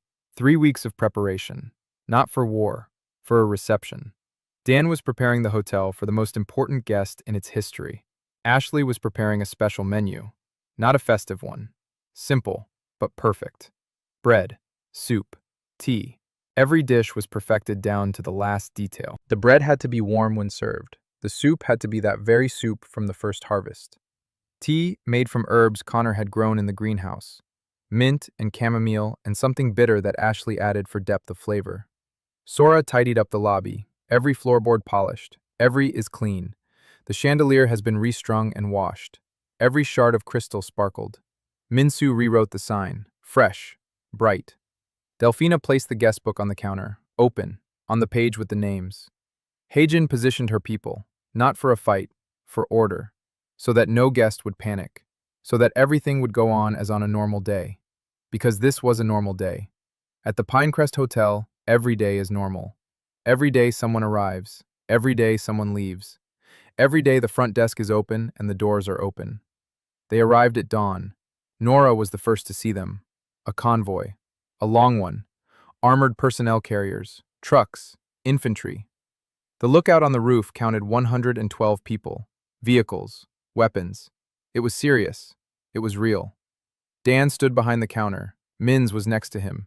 She hadn't left. Dan told her to go. She said she was in charge of the counter. The counter was her place. Dan looked at her. A 14-year-old girl with a notebook and a pebble in her pocket. She wasn't trembling. Dan nodded. She stayed. The convoy stopped 100 meters from the entrance. The engines cut out. Silence. Then a man stepped out of the lead armored personnel carrier. Tall, in a clean coat. Impeccable, even in the ashlands. Gray temples, a neat haircut, thin-framed glasses, a smile. Gentle, friendly. The smile of a man accustomed to being liked. Kazuo Sato. He walked toward the hotel alone. 112 soldiers stood behind him, motionless. He approached the door with the brass handle. He looked at the sign. Pinecrest Pacific Branch. Welcome. Rooms available. His smile widened. He opened the door. Minsu said, "Welcome to Pinecrest." Sato looked at her, at the notepad, at the counter, at the lobby, at the chandelier. Rainbows on the walls, the smell of bread. His smile didn't change, but his eyes grew attentive. He said he was impressed. He said he'd heard a lot, but the reality exceeded his expectations. Dan stepped out from behind the counter. He said good afternoon. He called him by name. Mr. Sato. Sato smiled. He said he was glad to finally meet him. Dan said the feeling was mutual. He said Mr. Sato had been walking a long time. His hands were cold. He offered him tea. Before they began, Sato looked at his hands. They really were cold. He tucked them into his pockets, then took them out, accepted the cup. Hot. Clay. Ashley had made it from clay she found by the river. Rough, heavy, but warm. Sato cupped the cup in his hands. He drank slowly. Dan stood across from him and waited.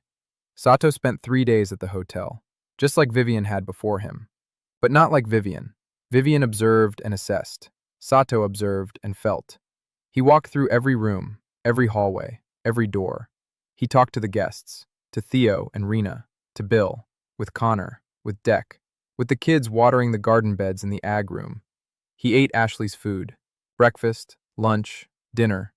He sat in the common room and listened to people talking, how they laughed, how they argued. He saw Hallie healing, Sora drawing, Delphina writing names in the book, Minsu standing behind the counter and welcoming everyone. On the second evening, he sat with Dan in the council room, alone. 2 in the morning. Tea. Dan was pouring it. Sato spoke, quietly, without a smile, for the first time without a smile. He said that the consortium had built security for 20,000 people. Walls, weapons, discipline, hierarchy. It works. People are alive, people are fed, people are protected. But people are unhappy. They live like machines. They work, eat, sleep, get up, work. No one laughs at dinner. No one waters the garden with the children. No one writes the names of the dead in a book. No one hangs a chandelier made of shards of crystal. Sato said he had come to take Dan away, to bring him to San Francisco, to put him in the service of the consortium. It was an order, not his personal one, from the board of directors. He is obligated to carry it out. Dan listened. He drank tea. Then he asked. He asked what was most important to Sato. Sato fell silent. For a long time. Then he said quietly. He said that the 20,000 people he kept behind the walls, who were alive thanks to him, whom he hated, because keeping people alive by force isn't salvation. It's a prison, and he's a jailer, and he's tired. Dan poured some more tea. He said the value had been accepted. Sato blinked. He asked what the value was. Dan replied that it was the truth. The one who speaks the truth about himself gives up what is most precious. The panel flashed. The system registered it. But Dan didn't create a room. Not now. Sato looked at him. Dan said the room would appear when Sato returned. Not as the director of Arcadia, but as a guest. Sato stood up. His face was inscrutable again. The smile was back, but it was different. More subtle. Sadder. He said Dan didn't understand. He couldn't return without results. The consortium doesn't forgive failures. Dan said he understood, said the door would be open, whenever he came. Sato looked at him for 5 seconds, then turned and left. In the morning, Sato stood at the gate. Behind him, 112 soldiers, vehicles, weapons. He looked at the hotel, at the sign, at the door with the brass handle, at the windows where the lights were on. Dan stood by the door, in an apron, with a tray. On the tray, a cup of tea. He walked over to Sato. He held out the cup to him. Sato looked at the cup, at Dan, at the apron, at the tray. Dan said, "Mr. Sato, on your way." Sato took the cup, drank, returned it, turned to his army, raised his hand, gave the order. The column turned around, slowly. It was heavy. The armored personnel carriers rumbled. The trucks belched smoke. 112 men were leaving. Sato walked last, without looking back. Hedgen stood behind Dan's shoulder. She said quietly, "She said he would return." Dan replied that he knew, but not with the army. Hedgen asked how he knew. Dan replied that Sato had been drinking tea with his eyes closed, like a man who hadn't had tea in a long time, who'd been given it just like that. Hedgen was silent. Then she said that Dan saw things others didn't. Dan replied that he saw guests. It's his job. Hedgen looked at him for a long time. Then she handed him a mug. Tea. She'd been doing this every evening for the past 6 months. Silently, without words. Dan looked at the mug, at Hedgen, at her hand, at her face. He understood. Not now. He'd understood a long time ago. He just hadn't said anything, and neither had she. He took the mug. Their fingers touched. She didn't pull her hand away, and neither did he. 3 seconds. Then she turned away, went back to her post. Dan stood with the mug in his hand and watched her go. Then he finished his tea, went back behind the counter. Work won't wait. 2 months had passed since Arcadia's army left. Winter, the harshest since silence. The temperature was -45. Black snow had been falling for weeks. Rotten mists crept in from the south and the east at the same time. The Shadow Walkers came out every night, not just one, in packs. Bill reinforced the walls every day. Redmond didn't sleep, Hagen didn't sleep, Nora didn't sleep, Dan didn't sleep. 230 people in the hotel, 3 weeks' worth of food supplies. The agro room was working, but the harvest didn't cover their needs. Ashley stretched every kilogram to the max. The soups got thinner, the portions smaller. Bread once a day instead of twice. No one complained. Everyone understood. Dan stood behind the counter every morning, just like every morning for 2 years straight. Rounds, log, breakfast, meeting, work. Rounds, dinner, night shift. Rounds, sleep. 4 hours, sometimes 3, sometimes 2. Hallie would yell at him. She said he was killing himself. She said that if he fell, everything would fall. Dan said he wouldn't fall. Hallie said he was an idiot. Dan said she'd already said that. Hallie said she'd say it again. It was their ritual. Every day. 2 years. In the third week of winter, a signal came from Cascade Branch. Minsu answered it. She was now in charge of communications between the branches. The courier system. Runners between points. Notes in sealed containers. Slow. Reliable. A signal from the manager of Cascade Branch, a woman named June, the first graduate of the hospitality school Dan had opened 6 months ago. She wrote that the branch was surrounded, not by the shadow walkers, people, a cult, those who heard the silence. They came with sermons and weapons. They believed that silence was supposed to destroy everything, that the world was supposed to die, that Dan and his hotels were standing in the way of silence's will, that every room he created was an insult to what was meant to happen. They demanded that June close the branch, destroy the rooms, send the guests out into the snow. June refused. The cult began the siege. Dan read the note. His hands didn't shake. He'd learned not to shake. He placed the note on the counter. He looked at Minsu. She was looking at him, waiting for a decision. He said he was going to the Cascade Branch. Minsu said she was going too. Dan said no. Minsu said she was a trainee manager, and this was her area of responsibility. Dan looked at her. 14 years old, a notebook, a pebble in her pocket, a straight back, eyes that wouldn't look away. He said no. She said that then she would go alone, without him. Dan closed his eyes, opened them, said they would go together. The group, Dan, Minsu, Heijin, Griffin, 4 more of Nora's people, 8 people, through the mountains, in a winter storm. 40 kilometers to Cascade Branch, a 2-day journey, through the snow, through the wind, across the Tenamich territory. Nora stayed behind to command the main hotel. Hallie stayed in the medical ward, Ashley in the kitchen, Sora working on the blueprints, Delphina with the book, Connor in the ag room, Redmond on the walls. Everyone in their place, like a ship's crew. Dan won't remember the 2-day journey as a journey. He'll remember them as cold. So cold that thoughts froze before they could form. Hajin walked ahead. Minsu followed Dan. She didn't complain. She didn't fall behind. She just walked. A small figure in a huge hooded jacket from which only her eyes peeked out. Dan looked at her and thought that 2 years ago he had carried her in his arms because she weighed as much as an empty backpack. Now she was walking on her own, across the mountain, through the storm, with a notebook in one pocket, a pebble in the other. The hotel rules in her head, every single one of the 44. At the pass, they stopped for the night, in a cave. Heijin posted a lookout. Dan sat next to Minsu. She wasn't sleeping. Neither was he. She asked quietly, asked if he was afraid. Dan thought about it, said yes. Minsu asked of what. Dan said he was afraid that one day he wouldn't be able to open the door. That one day someone would come who needed a room and he wouldn't be able to create it. That the system would go dark. That he would fail. Minsu was silent. Then she said he wouldn't fail. Dan asked how she knew. Minsu said she knew, because he had never once forgotten to ask about the pebble. In 2 years, not once. Every morning. A man who remembers the pebble won't let anyone down. Dan was silent. Then he put his hand on her head. She didn't move it away. They were sitting in a cave on a mountain pass.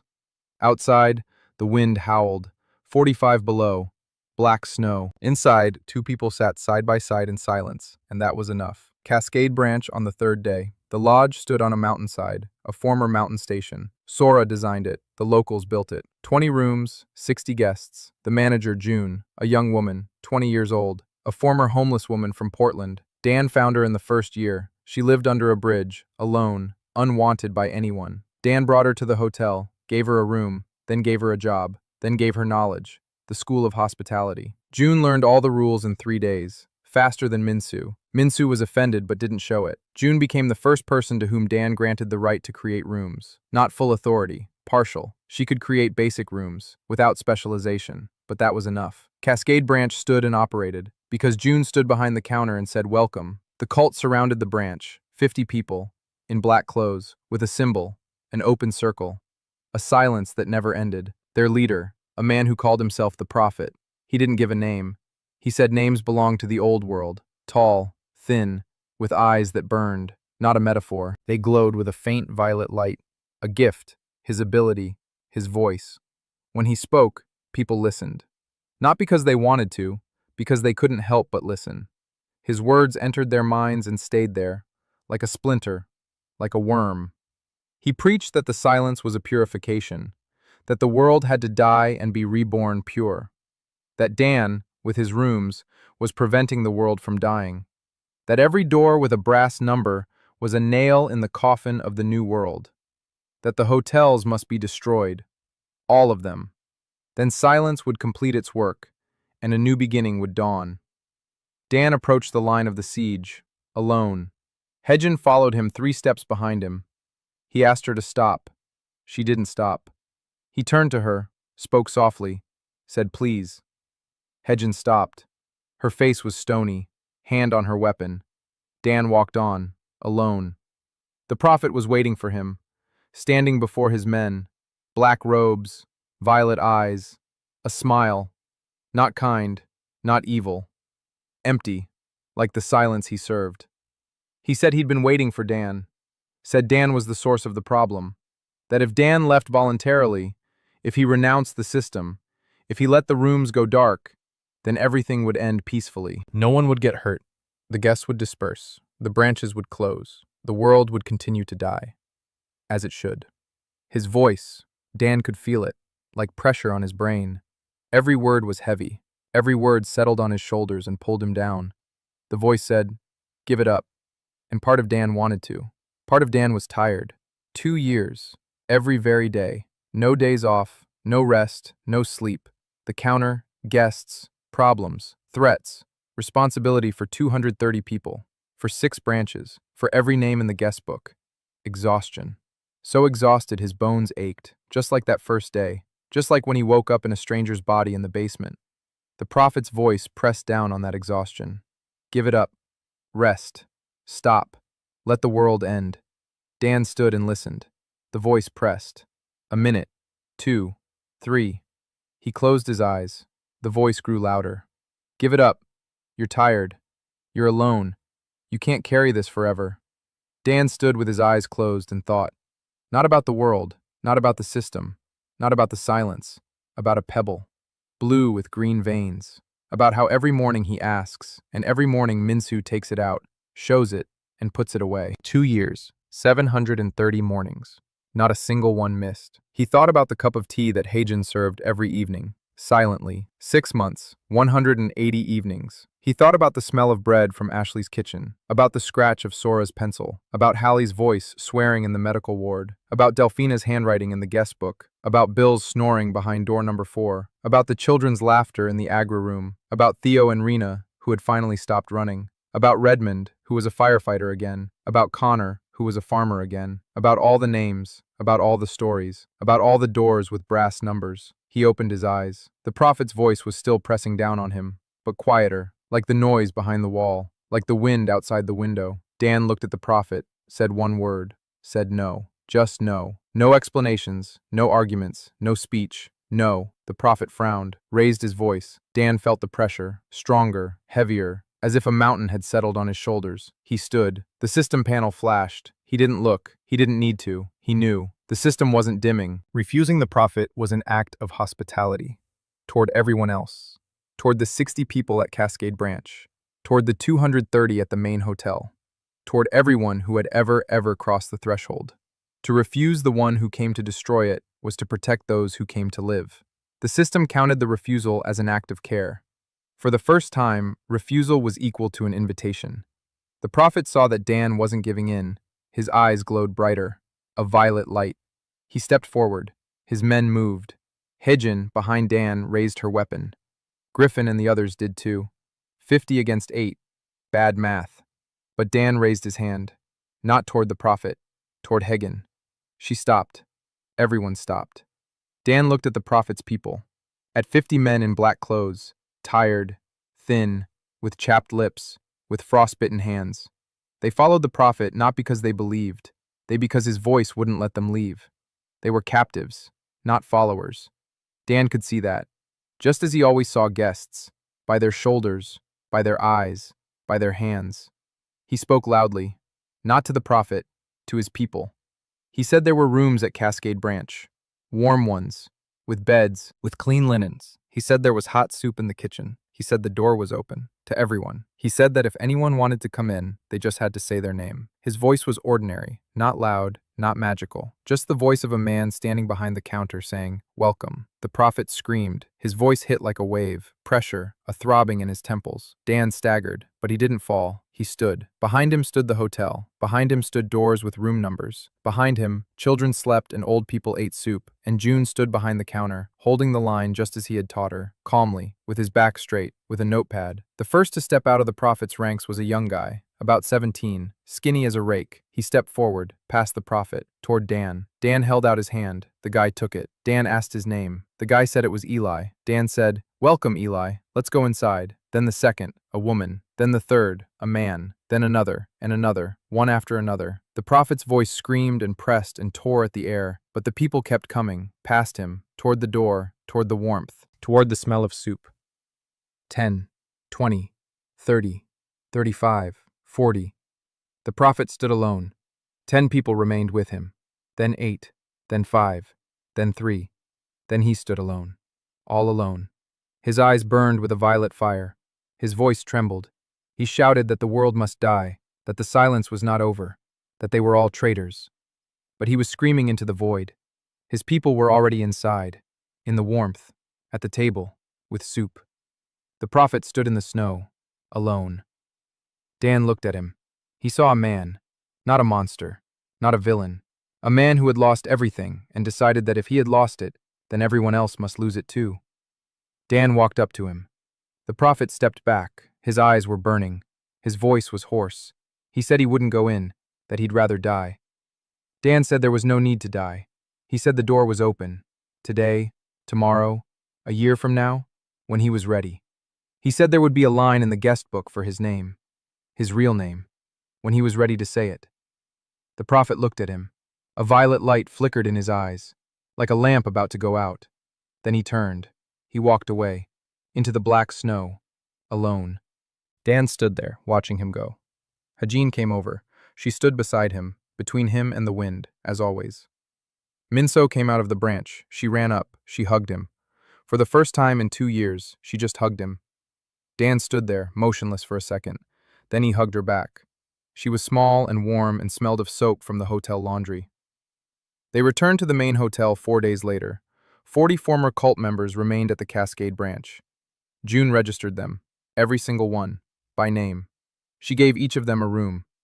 As Dan was leaving, he looked at her behind the counter. She stood with her back straight and a notepad in hand, just like Minsu, just like himself. He said one word to her. He said, "Good job." June nodded. Seriously. Just like Minsu when she was put in charge of the signs. The way back, 4 days. Dan walked and thought. About the prophet, about his words. The world must die. Why would anyone want the world to die? Because the world had hurt him. Because it's easier to believe that the end was planned than that the end was meaningless. If silence had a purpose, then there is meaning in suffering. If silence was an accident, then those 8 years were just a nightmare, without reason, without a lesson, without an ending. The prophet couldn't accept that. Dan understood. He didn't agree, but he understood. He too was searching for meaning, every day, every night behind the bar. And the only meaning he found was simple. The door is open. Come in. Here is your room. Here's your key. Breakfast at 7. They were waiting for him at the main hotel. Everyone. 230 people. The news had reached them before he did. Delphina was standing in the lobby with the guest book. Ashley came out of the kitchen with a tray of fresh bread. Hallie was standing in the doorway of the medical wing, grumbling that he hadn't slept again. Sora was showing a new blueprint. The 3rd floor. The tower. With a clock. She had found a mechanism from an old clock and wanted to build a clock tower on the hotel roof, so it could be seen from afar, so that people walking through the black snow could see the time, know that time was still passing, that the world was still alive. Dan looked at the blueprint, nodded, said, "Let's build it." Evening, common room, dinner, 230 people, 3 halls, 3 shifts, soup, bread, porridge, salad made from agro-room greens, scrambled eggs for the kids. Ashley stood in the kitchen doorway with flour on her nose and directed the serving. Minsu sat at the counter and checked the logbook. Hajin stood by the window and looked at the snow. Nora sat next to Redmond, and they were quietly arguing about something. Bill was snoring in the corner. He'd fallen asleep right at the table. No one bothered to wake him. Connor was talking to the kids about how wheat grows. The kids listened with their mouths agape. Marla was checking the bandage on Griffin's arm. Theo and Rena were sitting next to each other, and Rena had rested her head on his shoulder. Marcus and Liana. Their baby is 3 months old. A boy. They named him Kai, the first child born in Pinecrest. He was sleeping in Liana's arms, small and warm. Dan sat behind the counter and watched. All of it. The people, the light, the faces, the hands passing the bread, the voices talking and arguing and laughing. The system panel flashed. He looked. A new message. He read it again, read it a third time. The message was simple. The hospitality system invites the manager to an audience. Room 0. Dan blinked. Room 0. There was no room 0. He looked at the panel. A new entry appeared in the room list. Room 0. No function, no description, just a door. He stood up, walked down the hallway, past the numbered doors, 1, 2, 3, 4, to the end of the hallway, where the hallway ended at a wall. There was no wall. There was a door. No number. No. With a number. 0. A brass 0, round, like a ring, like the beginning. Dan stood in front of the door, then he opened it. Behind the door was a room, not 4 by 4 meters, huge, endless, with a ceiling that stretched upward and faded into the warm light. A dark wood floor, walls like in the lobby of an old hotel, paneling, sconces, a carpet, and a desk. A reception desk, long, made of dark polished wood, with a brass bell. Behind the desk stood a woman, old, small, with kind eyes, with wrinkles that gathered into little rays when she smiled. She was smiling. On the counter in front of her stood an oxygen tank, old, worn, familiar. Dan stood in the doorway. He didn't move. He couldn't. He looked at the old woman, at the oxygen machine, at the counter. He knew. He knew who she was. Room 14. The old woman from room 14. The one he ran after when the sky turned purple. The one for whom he went back for the cat. The one because of whom the roof collapsed on him. He looked at her and couldn't speak. She said, "Hello, baby. I've been looking for you for a long time." Her voice was warm, like the lamp in the lobby, like the nightlight by the bed, like tea from Hedgen's hands. Dan walked up to the counter, slowly, on legs that wouldn't bend. He stood in front of her. She looked up at him. A little old woman behind a huge counter. She said he was doing a good job. Said she'd been watching. Every day, every night, every room, every guest, every name. Said she was proud. Said he was the best of them all. Dan asked, "Of whom?" She fell silent. Then she said, "Before him, there were others, other masters, in other worlds, in other catastrophes. The system chose the one who knew how to care, and every time, the master broke down, started taking too much, refusing too often, using the rooms as weapons, and the system would fade, and the world would fade with it. Dan was the last one. If he broke down, the Ashlands wouldn't recover. The silence would return, and this time it would leave nothing behind." Dan listened. He stood there, holding onto the counter, not because he was falling, because the counter was the only thing he knew. The counter was his place. He stood behind it. 12 years in a motel, 2 years in Ashland. The counter, his place. He asked why she hadn't said anything sooner. The old woman said she was afraid. She afraid of crushing him under the weight of that responsibility. Dan was silent. Then he said she'd been afraid for nothing. She asked why. Dan said that responsibility for 230 people and for the whole world is one and the same. Because the world is people, and every person sleeping in his room is the whole world. Whole, complete, the only one. The old woman looked at him, a smile, wrinkles like rays of light. She said, "His great-grandfather made a promise in 1952, a plaque on the wall. Anyone who crosses this threshold will spend the night in safety."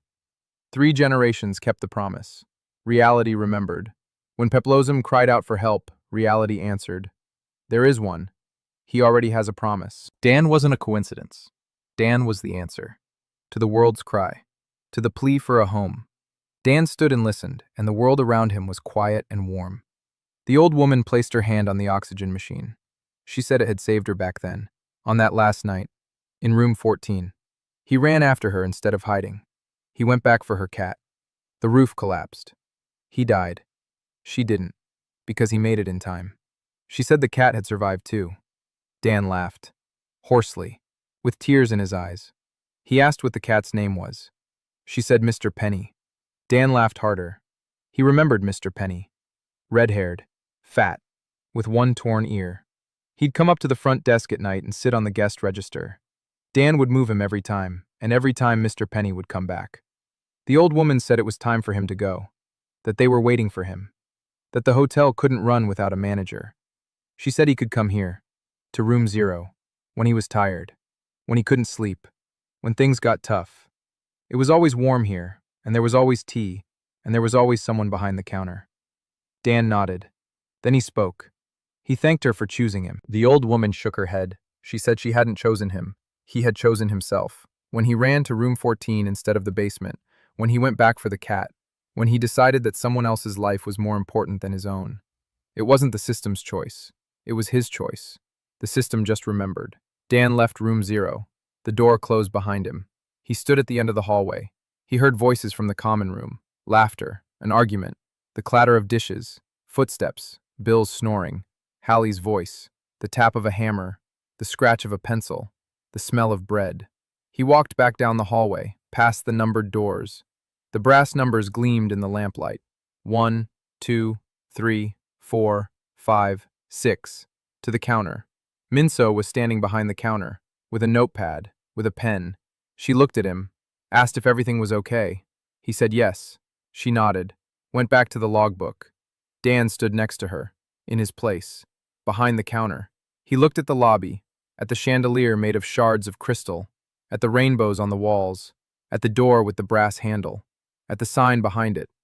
Pinecrest Pacific Branch. Welcome. We have rooms. He took out a rag, wiped down the counter. A habit. 12 years. Plus 2. 14. The counter had to be clean. An hour later, a man arrived, alone, in a tattered coat, no shoes, barefoot on the black snow, frostbitten, barely standing. Dan didn't recognize him at first. Then he did.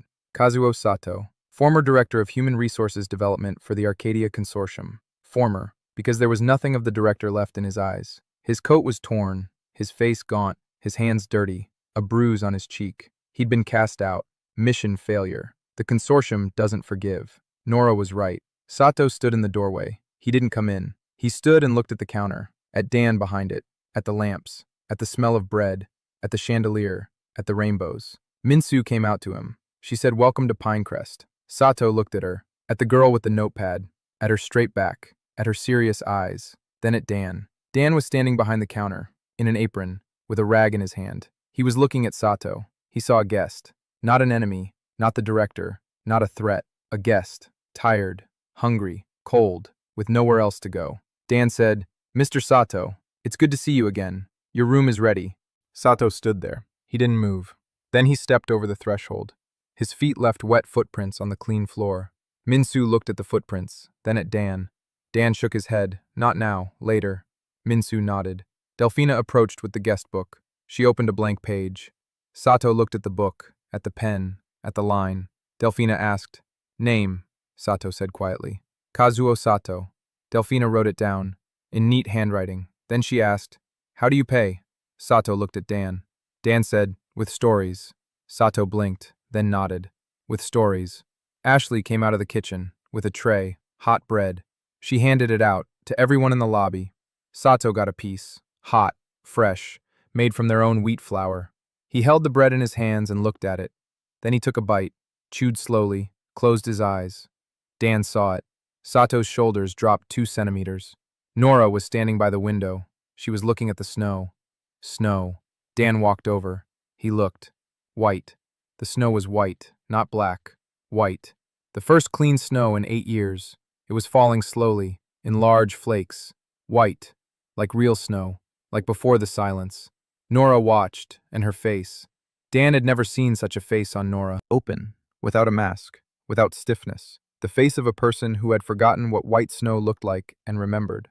Heijin walked over to the window. She stood next to Dan, between him and the glass. Habit. Then she looked at the snow. White snow. Her face hadn't changed. Almost. But the corner of her lips twitched. It was a smile. A small one. The first one in front of him. Dan noticed. He didn't say anything. Neither did she. Hallie came out of the medical bay. She was stitching up the arm of yet another survivor. She saw the snow. She stopped. For the first time that evening, she didn't curse. She stood and watched. Then she said quietly, "What the hell?" Just that. 2 words. Dan put his hand on her shoulder. She didn't shake it off. Sora stood in the corner of the lobby. She wasn't sketching a plan. For the first time, she wasn't drawing a building. She was drawing the snow outside the window. White snow on white paper. Just a landscape. Just beauty. Without a purpose. Without calculation. Just because it's beautiful. Ashley came out of the kitchen with a new tray of bread. She handed it out to everyone. To each one. Personally. Into their hands. She was smiling. Widely.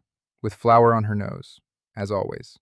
Delphina opened the guest book. She wrote the date. She wrote, "Today's 112th guest, Kazuo Sato, pays with stories." Then she looked out the window, at the snow. She wrote below, "Today is the first white snow in 8 years. No one knows why. Maybe they do. Maybe the hotel knows. Maybe the world knows. Maybe the world is saying thank you." Minsu stood behind the counter, checking the logbook, a pebble in her pocket, a notepad in her hands, the rules in her head, all 44 of them. Sato sat behind the counter in a sweater that wasn't his, one Ashley had given him, drinking tea, silently, eyes closed. Bill was snoring on the second floor. Connor was talking to the kids in the ag room about how they'd be planting sunflowers tomorrow.